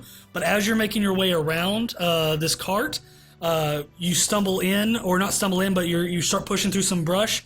And as you part your way through the brush, you see this man that was on top of the cart now chopping down some saplings. And he just, oh my god! And he takes the axe and he throws it at you. And he's going to roll an attack. The axe scatters to the ground at your feet, not hitting you. And he just takes off running back towards his cart, just screaming in fear. And all of you hear him running back to the cart, looking over your shoulder. You can now see him just running in fear, not knowing really what the source is. I start making my way up to the cart now. All right, so you I'm start gonna pushing cast forward. invisibility on myself. Okay. Okay. So Max goes invisible, and he makes his way back into the cart now. Just there was a man in the woods. He's trying to kill What did me. he look like? He had silver hair, Okay. dressed in warm clothing. He had a He is our he had a sword companion. in his He's not waist. trying to kill you. No, he was trying to I kill me. You wanna- do not understand. He was trying to kill me. Can I try to sneak up while I'm invisible? Yeah, roll a stealth check with advantage. All right. He is somewhat of a dick, but he wasn't trying to kill you. And so he Trickster. looks towards you. 21. He looks towards you and he says, "He is with you then." Yes. They're still out of breath, really frantically. He says, "Well, is there anybody else I should know about?" About that time, Hagen pops in. He's just, "Oh my god!" and just freaks out once more. And, Yeah, as Diaga pops in and he freaks out, he's like, yeah, him. he's just completely beside himself at this point. He kind of runs beside the cart and kind of jumps behind it really quickly. Just, you guys have scared the shit out of this guy. Max, I you got make a your way up. 21 on my stealth. Yep, you make your way up, and you're now standing in front of the cart, listening to everybody else. No one else. Well, I mean, if you want, you can roll. Well, no, it'd be passive perceptions. You guys weren't looking for Max, so no one. You're unnoticed up at the cart. You're coming up probably within 10 foot of everybody else at the cart now. Lee I shouts want out, to- Max, apologize. I want to creep up, and You're crouch such a right dick. next to where he's hiding, Okay. and deactivate my invisibility and say, "What are we hiding from?" And as soon as you do that, he screams and turns around and throws a punch right at your face. You Very take deserved. you take 3 bludgeoning damage as you get hit right in the nose after coming out of invisibility. It was worth it. And then he Roll stumbles initiative. back. Yeah, roll initiative. He stumbles back and starts crawling up towards the rest of the group. And you're a horrible person. I'm gonna just be like laying on the ground with blood coming out of my nose into the snow, just laughing. Let's take a look Right. at this wheel. Max, stop being a dick. Hagen kind of bends down there and looks at it. Start taking a look. All right, so he kind of catches his breath and just gives a scoff and walks back over towards the sapling he was, picks up the hand axe that he threw at you and goes back to chopping some wood. We can use the sapling he's chopping down and some of our rope to tie to the wagon wheel, and then fasten some of the spokes back in, and hopefully that'll get him back to Roresh so he can get a new wheel. Mhm. Maybe. So what do you guys want to do? Is there anything else you're wanting to do with the wheel, or just gonna let him get the saplings and then try to use that with some rope or something to see how you can secure it? Nobody has a mending spell, do they? I've got a hammer, but that's it. No. Mending's like a wizard thing. Hmm. You're muted, You're Max. muted. Would this be considered a wound that I can cure? Shut No, it would not. Well, you talking about your Then I bloody prob- nose? Can't. Oh no, I'm fine with that. I deserved it. Okay. I know Amara puts her hand down and says, "Come on, let's go." And then, So Amara helps you back up, and as you're just laughing, bloody nose. So he comes back with a little bit of a handful of a few different saplings, all probably maybe 1.5 inches to 2 inches in diameter, and looks like what would be a normal spoke for a wagon wheel. And he brings them back, and he has a handful of a few of them. He says, "Well, I hope this would be enough. I don't know how much you would need," and so he lays them down in the snow next to the wheel. shall So what are we you guys go? doing to fix this? I'm going to, like I said, take a couple of the saplings and kind of bend them and form with the wheel, starting to tie ropes off to them along the way, along the broken part. Okay. And then I'll take a couple saplings where the broken spokes are and bring up to the wheel and tie them to the top of the wheel. All right, so you start doing that. Go ahead and make me a survival check. Yeah, it'd be survival. Other than that, he looks towards all of you and he says, "I also have some iron nails in the wagon if you think that would help." Well, yeah, that would help. So he jumps up on the wagon and pulls out a handful of nails as well and sets them down for you. I'm gonna drive those in instead of so you start next to tacking the those rope. in. All right. So for you tying off the rope and the saplings, what was the survival check? It was a 10. 10. Okay. You start to get them up there and start trying to tie the rope. Around the rim. The rope doesn't seem to be holding them in place too well. You don't think it would hold too much weight. You can go ahead and either you or anybody else who would like to try to use the saplings and the nails combo to try to help with hold up the rope as well. I'll try to help. Okay. So as you start tying them in, they're definitely holding for what the rope's worth. But just being rope, it's not going to be as sturdy. But Max, you go ahead and pick up the nails and a hammer, and you go ahead and start trying to tack in some nails to hold these saplings along with the rope. Go ahead and roll me a survival check. All right. Anybody else do anything, or you guys? 20. Ooh. Ooh. Lee is going to give the guy 10 gold. Yeah, I was. Just say like for the new wheel. You're giving him money for fixing his wheel? Yeah. Okay. He looks at you very confused and he says, "No, I can't possibly take it. You are helping me. I am a trader. I have more than enough money. I should be paying you, if anything." We need trade in Rorish. Helps us as well. Okay, I appreciate the offer. And also to pay for Max. I guess that does heal my wounds a bit. And he pockets it. So Max, you rolled a 20, correct? Yes. It wasn't a nat 20 though. Yeah, that's fine. So you go ahead and you hammer in some of these nails along with Hagen's ropes that are tied in. A few of the nails you pass through some of the knots on the ropes, holding the ropes to the wood and the wood to itself.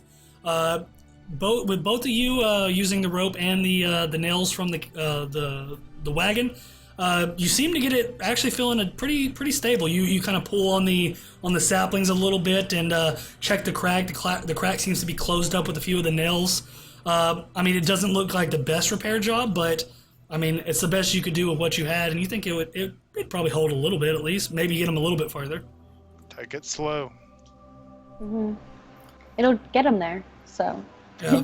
And so it's only a couple hours away. Yeah, it's a couple hours, right? So hopefully this job would finish it up. So after you finish all this up, he looks towards all of you and he says, "Thank you all so much for stopping to help me out. I don't know what I would have done if you wouldn't have come along. I could have died out in this forest. As I said, I was so turned around. I thank you so much for fixing the wheel. Could I also follow you back to the path by chance to the path towards Voresh, so I at least know my bearings and where I'm supposed to be heading?" You should do that. Thank you all so much.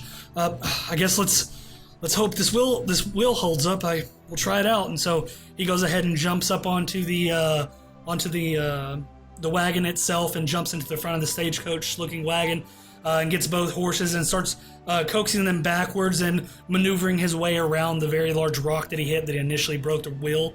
And he goes ahead and starts pulling forward, very slow pace through the snow.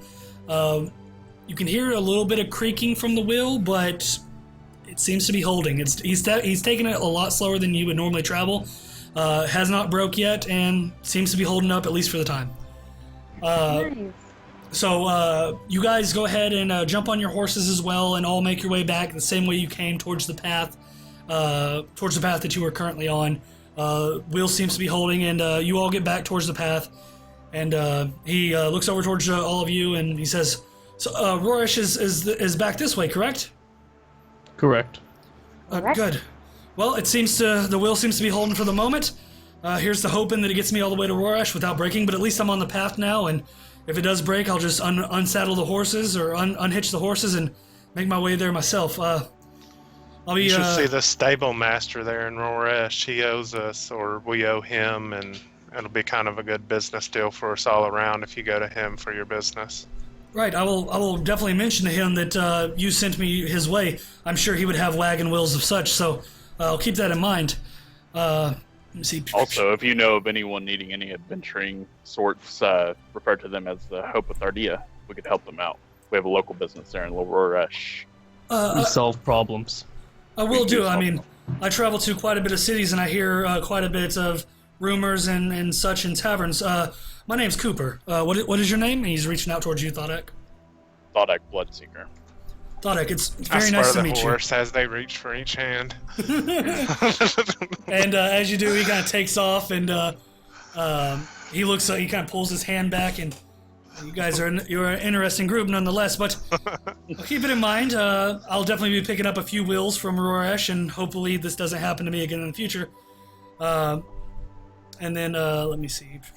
So as Hagen, you kind of pull forward with your horse. The rest of you guys are kind of just standing there on the path. He says, "You've all already done so much for me already. I hate to ask, but could I trouble you for a bit of food as well? I ran out of stock last night. I'm very hungry.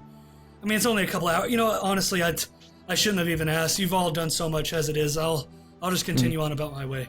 Lee will toss him a ration while he's rambling. And so as you do, you pull out a ration of dried, and it's kind of it's a mix between a dried crumbled bread with a little bit of dried fruits mixed in. And he catches it, and he's, thank you so much. You are so kind. You've all been my guardian angels this day. Please, take this. And he reaches out, and Sir Luxilum actually puts out his hand as he does so, and he says, it's not much, but it's what I have, and you've all already done so much. Thank you. And he just starts riding off. So Sir Luxilum looks at it, and the guy rides off, and he opens the pouch, and he starts counting through it. Small leather pouch, and Sir Luxilum looks at it, and he says, "Well, looks like he gave us 62 gold. As I did say, any treasure we found, first treasure. I told you there would be treasure. This is yours, I guess." And he hands it out towards whoever wants to take it. Give it to Max. Group fun. All right, so he hands it out to Max, and Max, you grab it. 62 gold. Do with it what you want. Those can go towards our mahogany floors. Ah, yes. Good. Okay. Yeah. Or rich mahogany. And so as you take the coin, you go ahead and put it in the bag of holding in the chest, and as you hear back, you can hear the clatter of the wagon as it shifts left and right, going down the way very slowly with these two horses. You hear his voice call out from behind you once more, and he says, "Ah, I almost forgot. If you're going up to those Whispering Peaks, be careful. There are many things that would like to have you for breakfast. I've heard tales of giant beings that roam those mountains. Accord be with you all." He turns around and gives a snap to his horses, and they start riding off once more. You guys are now. Have them for breakfast. You guys now are back on the path. Currently forward, and it is now 11 o'clock. So we are at normal stopping time. We did talk about going forward. It's up to you guys. Thodek in particular. Thodek, how you feeling? You get to work? Don't feel bad. You're just depriving everybody else. I mean, just not fucking with even you. though. We'd I'm be just- stopping yeah. at this point anyway. We would normally stop at this point. I'm just fucking with you. Yeah. What's the call, man? Yeah, let's go ahead and call it. All right, that's a good spot to Alright. stop. Yeah, I was gonna say that too. The next part would have been a little bit extended, so good spot to stop. So that is going to be our session for tonight. We did have a few different viewers. I don't think we had anybody follow. That's fine. I don't believe they're here anymore, but Kenny was actually very active in chat, and so was Ghost Stalker at the start. I believe both have gone since, but even still, appreciate you guys for watching, and we will be back next week. Hopefully, is there anybody not be able to make next week that we know of at the moment? Everybody good for next Friday? Should be. Yeah. I'm all good. As long as anything doesn't come up, we'll be back next week, Friday, 8 p.m. to 11 p.m. Central Time, as always, and we will continue on our story there. But for us tonight, that will be it. And great session tonight. Really awesome RP. No combat, but that's perfectly fine. There might be some of that in the works. Session Next number week. 2, full RP, no combat. We'll see. We'll see. So that is gonna be it for the night. Anything else? Everybody good? Yeah. All right. Yeah. Yeah. All right. So with that, we are off for the night. So everybody say goodbye, and we'll get out of here. Deuces. Good night. Till next time. See you fuckers later. We'll see you guys later, man.